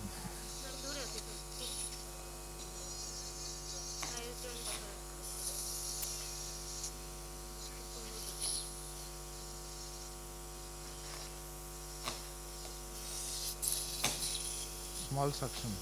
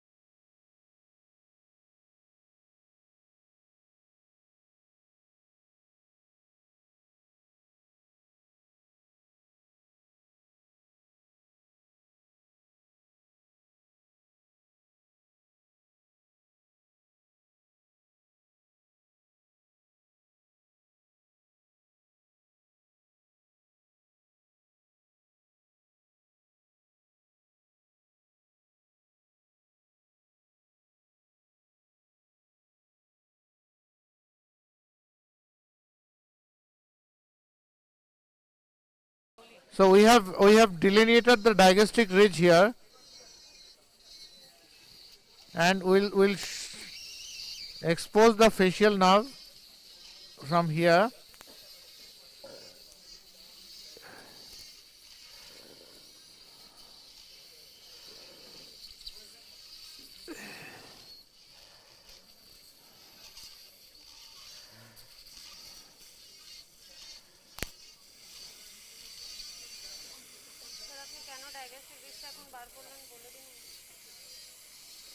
To find out the anatomy, because we were little confused about the facial nerve, and as we said, we do not have a scan here, so I have exposed the round window niche and the operculum to Kamjol. এক minute, let us see what's going on here. Thoda pani.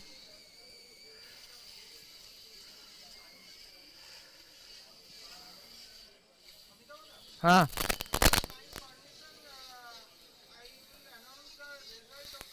Take the mic, हाँ. अरे तुम्ही बोले दियो.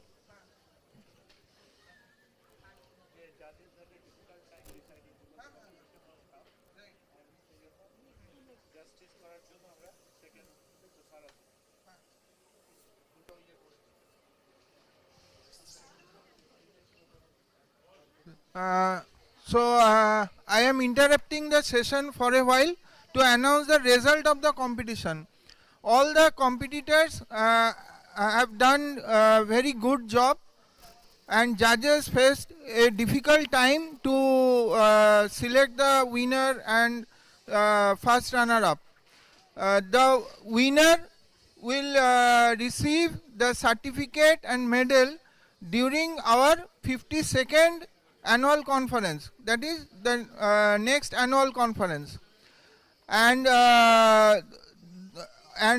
they will get one prize on behalf of Dr. Dipankar Mukherjee sir and on behalf of AY West Bengal, and sponsored by Here Up, and the first runner up will get a book which is sponsored by Sanofi. So and all the competitors, participants will get participation certificate. Please collect your participation certificate from here, and all those who have not who did not so all other participants will get the observer certificate. Now, hey Debu, একটু আয় দিকে এটা এগিয়ে দিবি. Now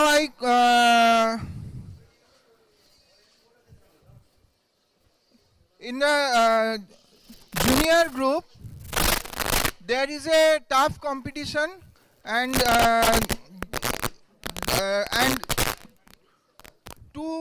two first runner up was selected. So there is a tie up between the first runner up, though we have one prize at present, because we expected that there will be one first runner up, but judges have decided that there is no way to discriminate, so they have selected two first runner up. I call upon Dr. Atul Anand from Southeastern Railway and Dr. Tripti Mondal from NRS. Dr. Tripti Mondal, please come forward and collect the prize from Dr. Dipankar Mukherjee sir. Dipankar da, please hand over koro din. First runner up. So you will be given one book now to get the picture. Next one, we will arrange it and send it to the other. একবার দিবি ছবিটা তোলার জন্য, একটা একবার দে, ওকে দিয়ে ছবিটা তোলা হবে একটু.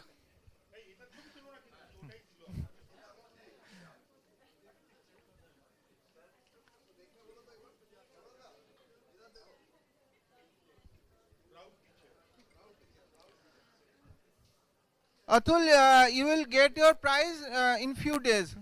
We will send it. And the winner is Dr. Shilpashree Sarkar from Arjikor. Dr. Shilpashree আছে না চলে গেছে? আছে না চলে গেছে?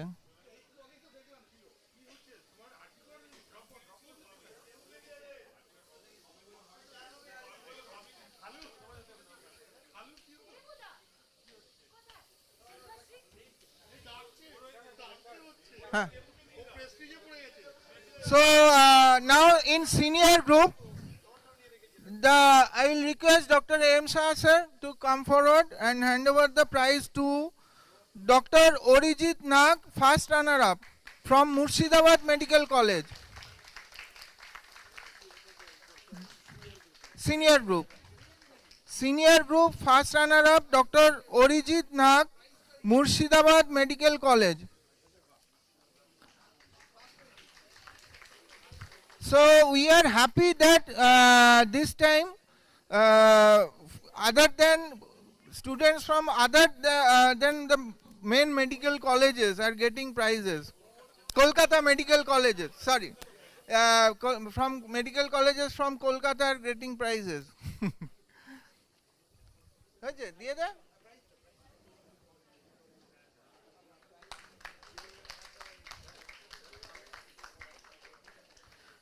And now I call upon Dr. Anurag Mondol, the winner in the senior group.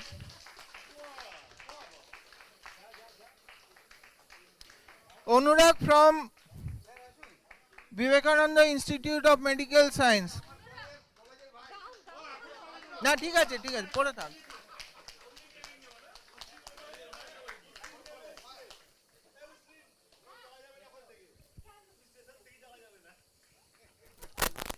আছে ওর শিল্পশ্রী আছে, তাহলে তুই নিয়ে নে।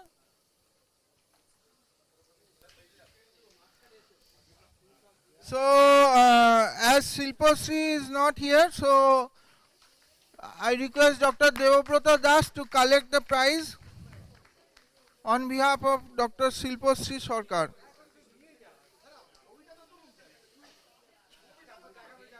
হ্যাঁ।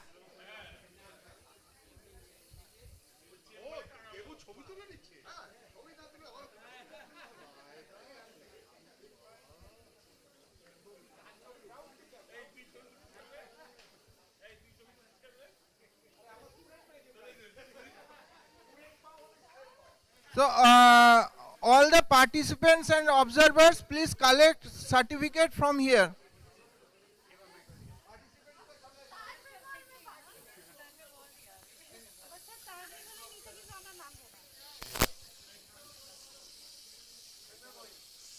Sir.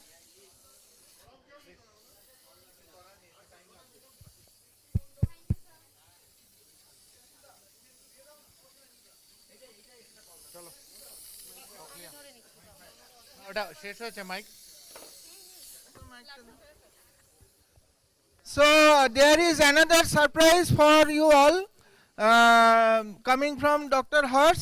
Hers is announcing another prize for the participants. Right. So for all the junior category winners, the first, second, and third runners-up, we are having the thyroid conference in June, which is having a cadaveric live surgery. So the registration for the cadaveric live is free for the junior category winners from our side. Great. Thank you. So Dr. Shilpashree Sarkar, Dr. Atul Anand and Dr. Tripti Mondol will get free registration in the thyroid conference. Thank you, Hers. Thank you. So Jara, I must say it is a conspiracy from Dr. Hertz. He wants to snatch our otology, best otology guys to the head and neck.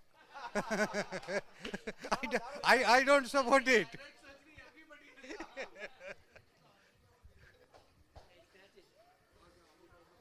so Hers, please announce your conference details so that everybody will know that, and Invite all for registration. Right. Conference details are, I think, already being circulated on the AOI group. This is the Indian Society of Thyroid Surgeons meeting. It is from 7th to 9th of June.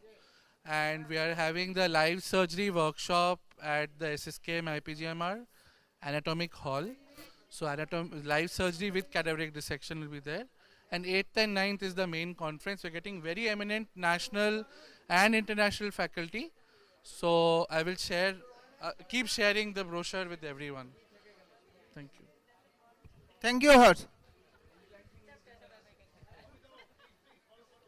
Mike.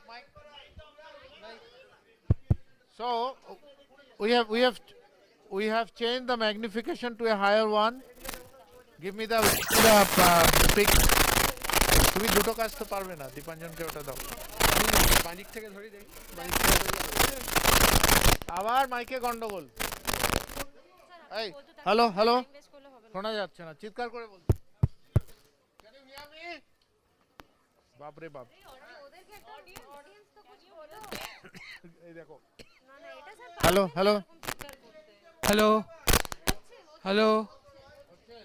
Volume বাড়াও।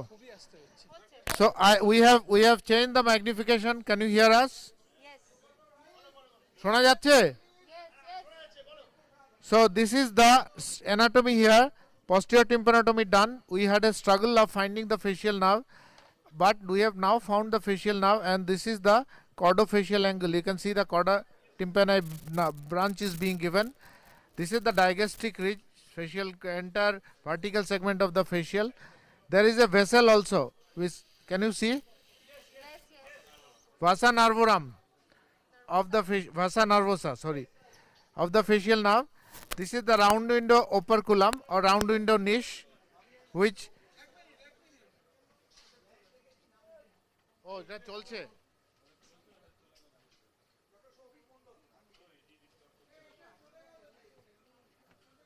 क्या करें?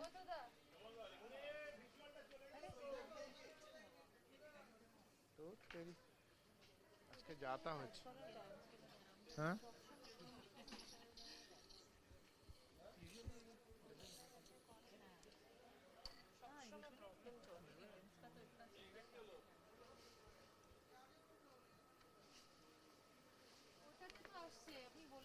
এই সৌগত কি হচ্ছে এটা? এইভাবে তো এটা কি, তোমরা কোনো ব্যাকআপ নেই, কিছু নেই, হোয়াট ইজ দিস? এটা তো তোমাদের কাছ থেকে আশা করি না আমরা।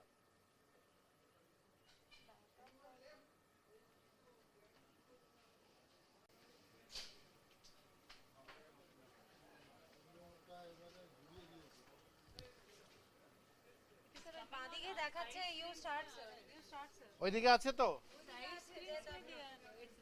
ওই স্ক্রিনেই দেখতে হবে।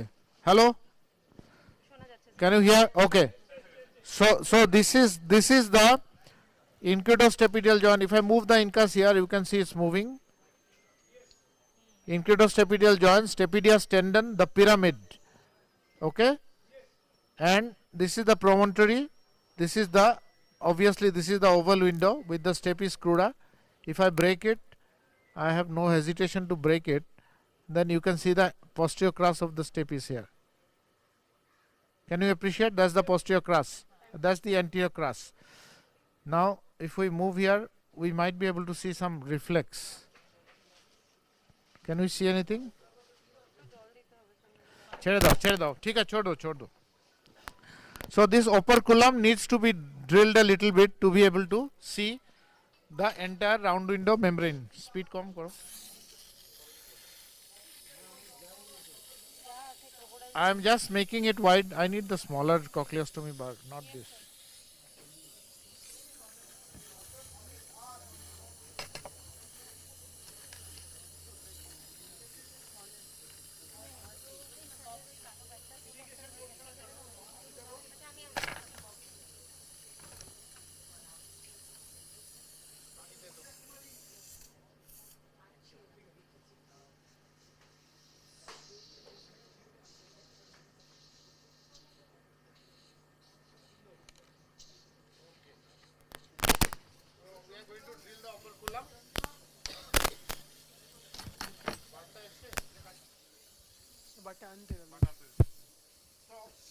If we see, can you hear me? আমি এটা খুলেই দিচ্ছি। When we have the round window poorly exposed due to the overhanging operculum, that needs to be drilled out to be exposed, to be able to expose the entire round window or the annular ligament of the round window membrane. If we cannot get access by any chance due to anatomical constraint, we can actually perform a cochleostomy, which I will also show.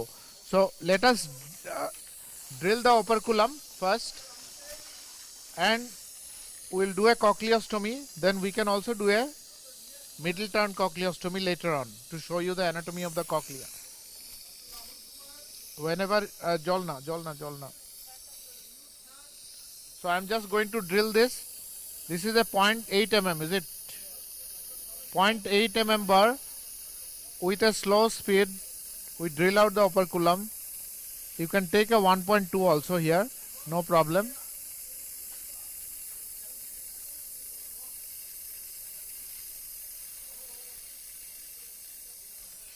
So once you drill that out,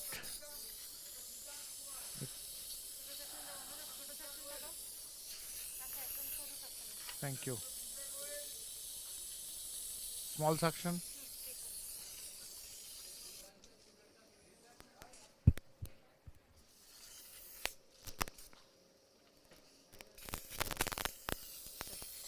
Thank you.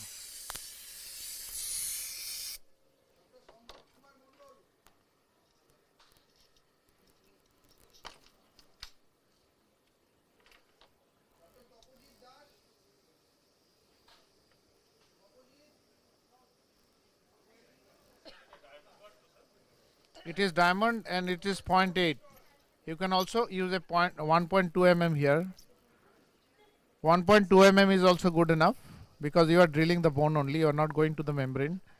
Actually 1.2 would be better because then you are less likely to go through the membrane, because this is a smaller bar. Almost done.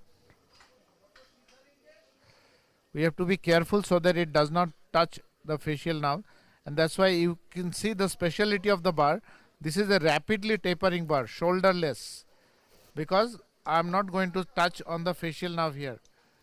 If it was a shoulder bar with a shoulder or a normal usual tapering bar, then it would have a chance of damaging the fallopian canal and thereby the facial nerve. So this is just the membrane of the promontory. Hello? Now if you use a shoulderless bar, which I am using, this I'll show you the difference in the bar here, and the reason is I can prevent this from causing damage to the facial nerve.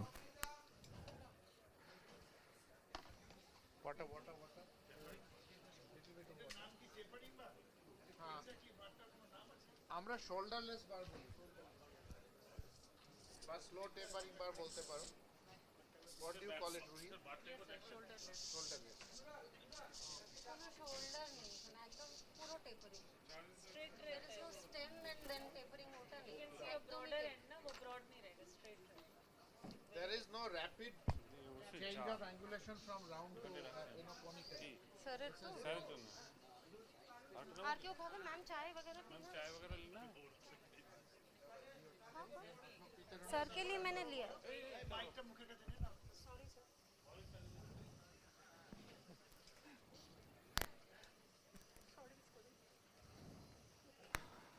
So that's the round window more or less exposed, okay? Now if the round window is not exposed, or you cannot, the surgeon cannot expose the round window, then you can actually do a cochleostomy. Where would you do a cochleostomy? Also in the basal turn of the scala tympani. The cochleostomy can be done little bit anterior and inferior, because this is the basal turn area, and if you start drilling here,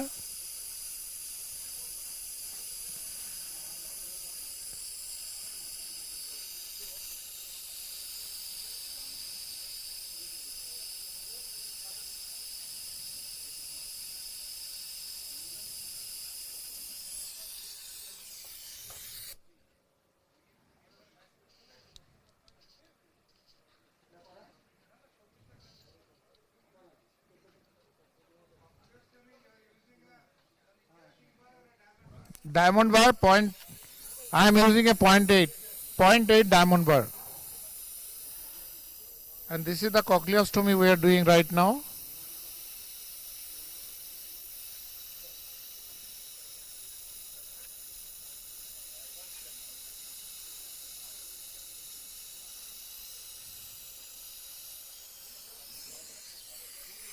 Again, if you are giving during the drilling, if you are giving too much of irrigation here, you are blindfolded. So we prefer less irrigation. Drill a little bit, make the area very wet, because it takes a lot of time to suck out all the water that goes into that area.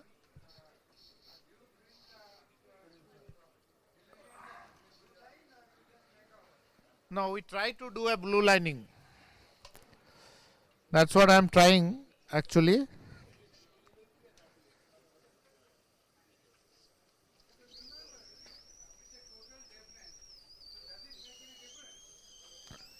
Total deafness, but you are, if you have bone dust into the cochlea, then that can cause changes in the outcome of the hearing, because there are, obviously you are trying to use the neural population which is left behind in the modulus. So indirectly that bone dust can cause chemical inflammation of the scala tympani, and that can jeopardize the outcome to some extent, not to a great extent. But nowadays, for a hearing preservation surgery, and we are also doing the cochlear implant in some cases where the hearing, there is partial hearing. So if it is not dead, even if it is dead, it's better to do a blue lining and then open it. But today I'm not going to bother so much, because we have got, if possible, we'll try to show you some more anatomy. Then I do not want to waste so much of time here. But principle wise, yes, I want to do a blue lining.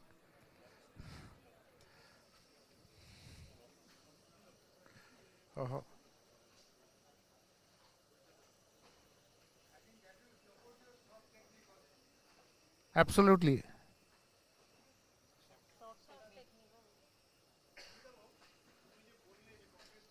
Pani. For some reason, anatomical constraint, or if there is a very narrow cordofacial angle, either you have to sacrifice the chorda, or you have to do an outfracture of the posterior canal wall and reposit the posterior canal wall back again to increase the exposure if you have space constraint. That is the main reason. And there are some designs of the implant which earlier they used to say you should go through a cochleostomy, because if you go through the round window, there is a slight angulation at the round window. But if you go through a cochleostomy, am I right, Rui? Yes, sir. So that's the reason that, but very rarely we have to do a cochleostomy if you prefer the round window technique, but sometimes.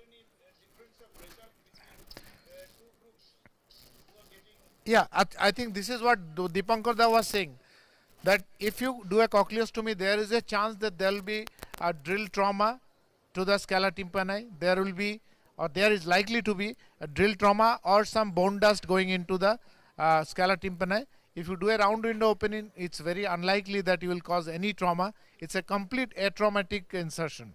That is the reason. Balance system is also maintained, sir. Yeah, I think Dr. Ruhi adds. Yeah. Recently I have to submit my results. Why don't you say? Mic do na, bolo na. Sir, I want to add to it that the not working. That the balance system of the patient is also maintained if we do a round window insertion.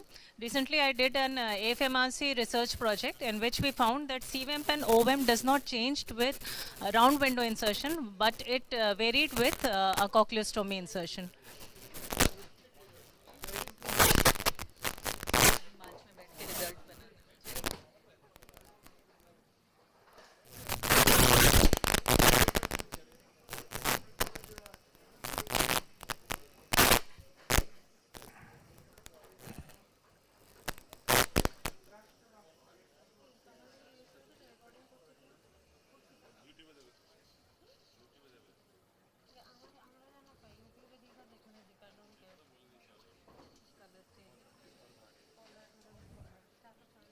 So this is the area where I would normally gradually slow down and take a pick or a needle and try to break. But today I'm going to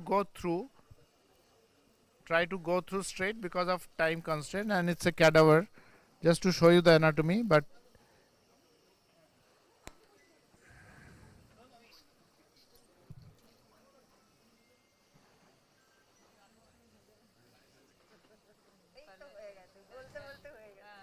no, ideally I would not normally go like this. Give me the water. Yes, sir. But for constraint of time, I'm just gone through, and we can see the cochlea, scala, tympani straight away. So I can either insert now through this. This is just to show you. I'm being a bit crude here, but normally I'll be very gentle. A little bit of drilling is required.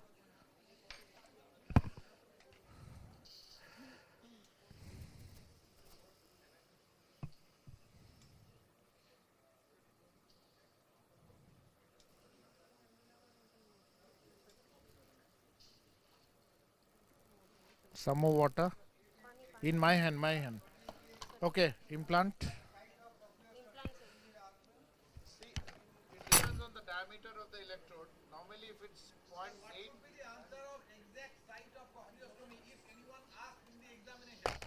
exact size of cochleostomy will depend on side, anterior and inferior to the round window membrane. Anterior and inferior. So that is the cochleostomy, and we are going to open the round window now, just to show you how it is inserted. Mic ta arekbar dhorte hobe. আমি ধরছি sir, আমি ধরছি sir. Actually, one person should hold the mic. कुछ doctor Give it. हाँ वही तो. अरे उसको बेचारे को दर्द हो रहा है पीछे से ऐसा। वो कोথায় दर्द হচ্ছে?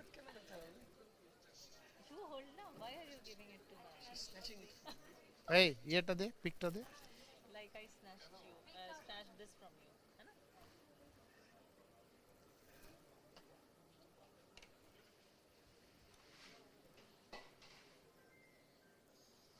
So we open the round window like this. Can you see?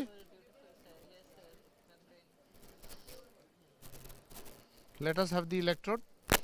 This is a damaged dummy electrode, so I will not be able to insert the whole thing. This is what I got last night in our stock, in our lab. Insert किया होगा ना, हाँ, but everyone has practiced. everyone has practiced, so it's a dummy electrode. We can use PDS suture or something if we have.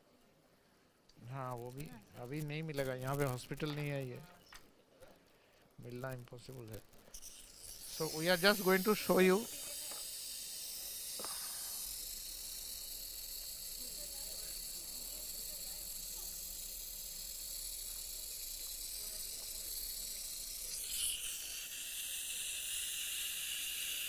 यहाँ पे तो damage दिया है, पकड़ने से कुछ नहीं होगा.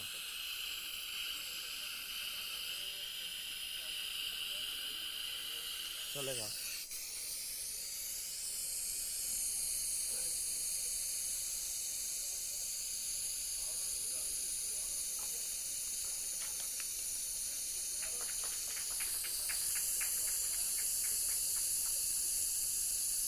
Normally would not go so fast, and this is the damage area of the electrode, as you can see. I can't insert beyond this, but this is how we insert the electrode. All the electrode goes like this. It's a blind procedure, but the electrode will actually take Ushin. Take it.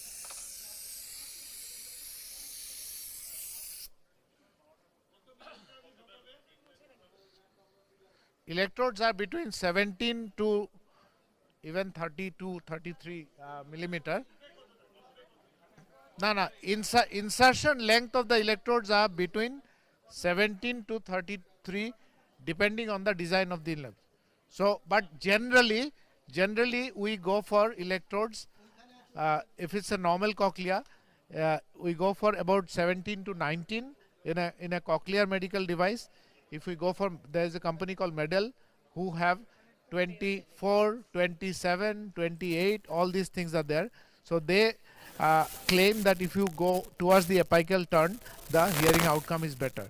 But the other company claims that if you can insert 19 millimeter full insertion, that can cover the whole range of hearing. So now we would actually remove this incus. Give me the suction. We'll quickly show you the facial nerve decompression, and then if possible we'll show you the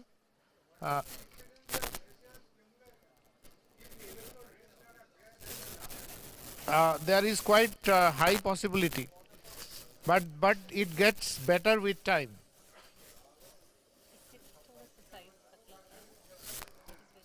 नहीं अभी बार change करो, बार change करो. I will now drill this part. We can see the facial canal here. Can you appreciate? This is the pyramid. This is the facial nerve, tympanic segment, which appears to be dehiscent here. Can you appreciate? So we will make it wider here and drill the pyramid to be able to see the second genu. And then later on, maybe we'll remove the canal wall and then expose the labyrinthine segment also. Quickly. For better anatomy, I am going to a smaller magnification.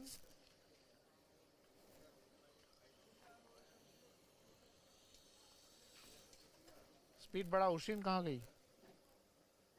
बढ़ाओ.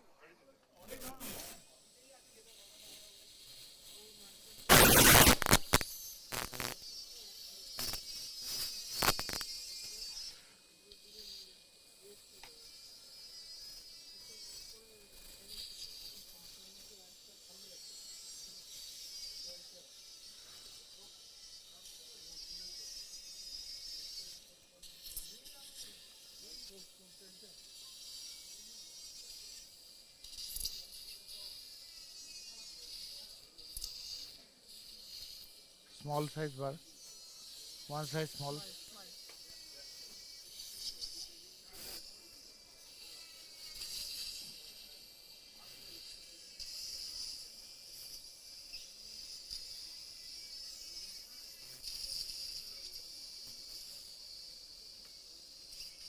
Okay, small size bar.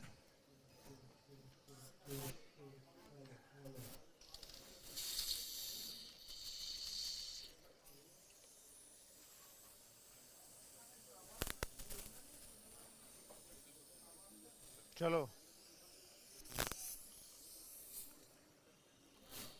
So I'll drill the pyramid.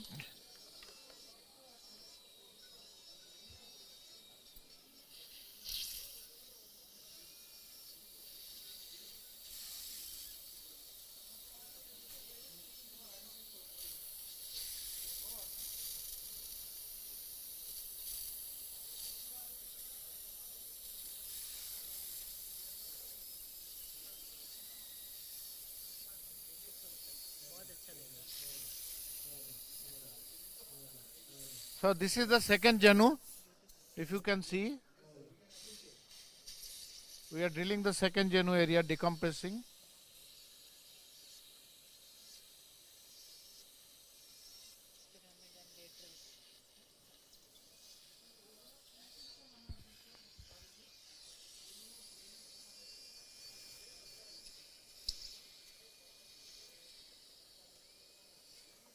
Okay, smaller bars. We go further towards the cochleariform process.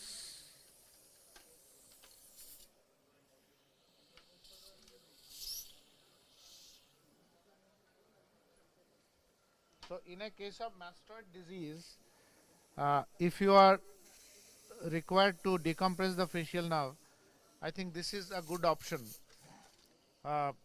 Sorry, in case of trauma or other things. But if you are doing a mastoid for cholesteatoma, you will take the canal wall down anyway and then decompress. But for traumatic facial palsy, if it involves this area,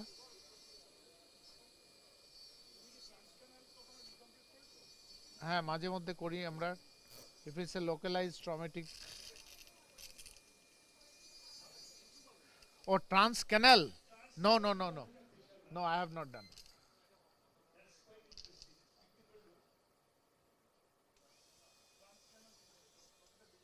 This is intact canal facial nerve, theoretically.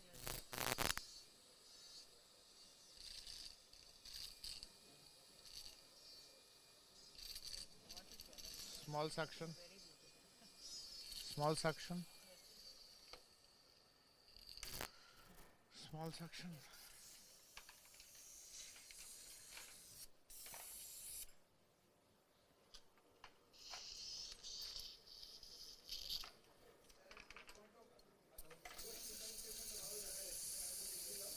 So entire facial tympanic segment is decompressed now.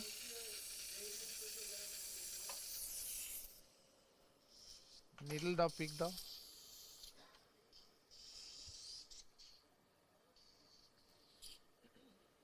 This is the area which was dehiscent. You can see it is decompressed up to this much. Okay.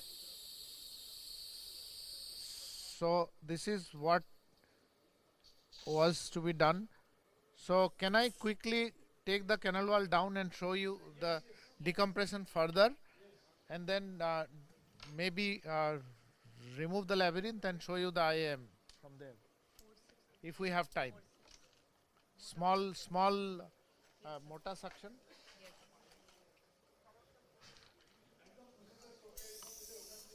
हाँ, cutting bar. हाँ, हाँ. Sorry. वहाँ तक तो चला ही गया हम लोग. हाँ, I have shown you. We'll verify again. We have just gone up to processes, but the labyrinthine segment we cannot go. Difficult.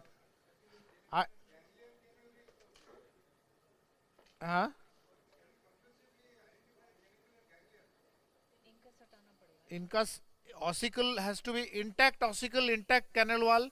This is the maximum you can do. If you remove all the ossicles, you'll get more space. You can go up to geniculate, but you can never go beyond that.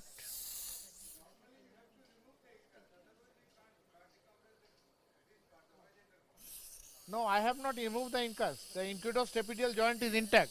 That's what I wanted to show. That in this procedure, what I have done, the conductive hearing mechanism is not disturbed at all. You can see the incudostapedial joint, it's intact. AJ. So that much we can do.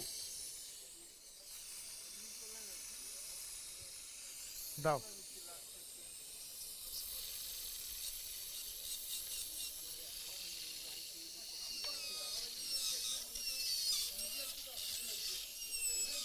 Huh? Yeah?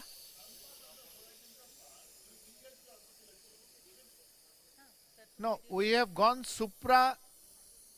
suprastapes.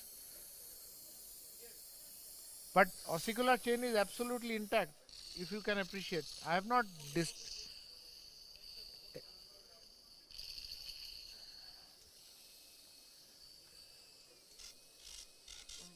হ্যাঁ হ্যাঁ ঠিক আছে, কখন শেষ করতে হবে বলে যাও ওদের, যখন বলবে তখন শেষ.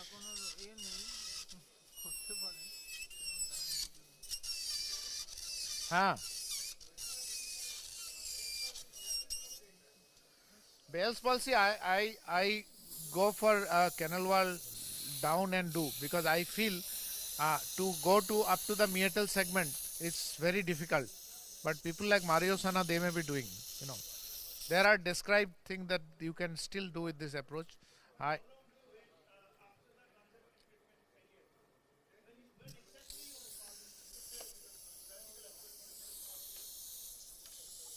See, depends on, personally, if you ask me, my threshold is very high, and I want to wait for a long time.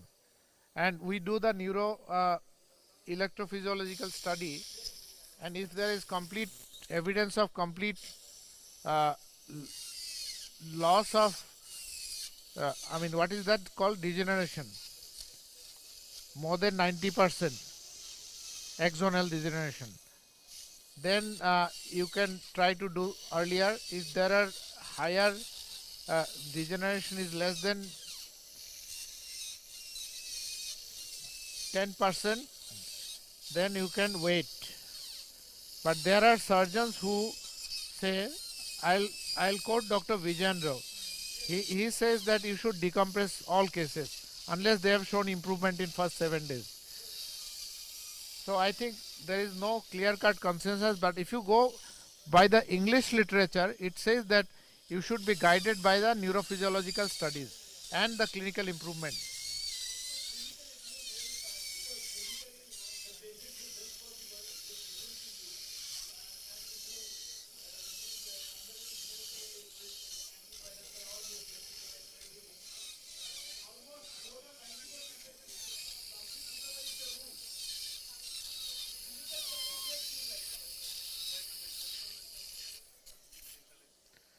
Centralize.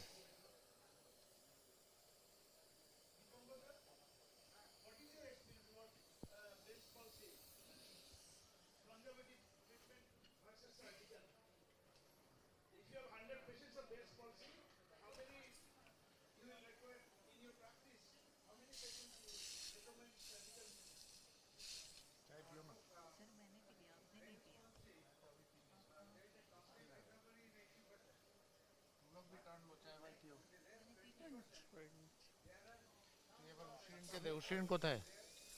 উশিরিন আর অনুরাগ আর উশিরিনের মধ্যে ভাগাভাগি করে দে। চাটা খেতে হলে খা।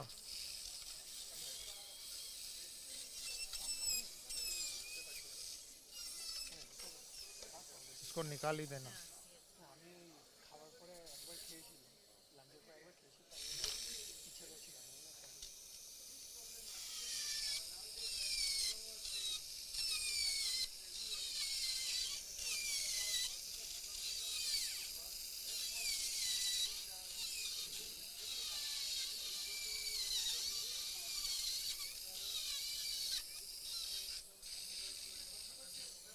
ठीक है, हो गया।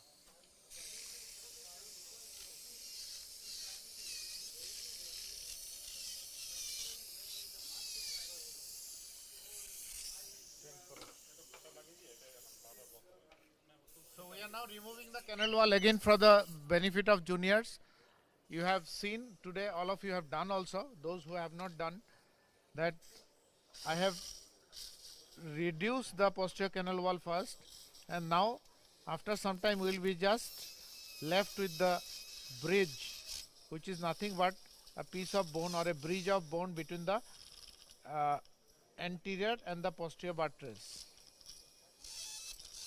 Once you remove that, and how you remove the bridge depends on your training, your expertise. You can keep on gradually switch over to a diamond bar and keep on going, or you can have a bridge which you can be removed by a pick or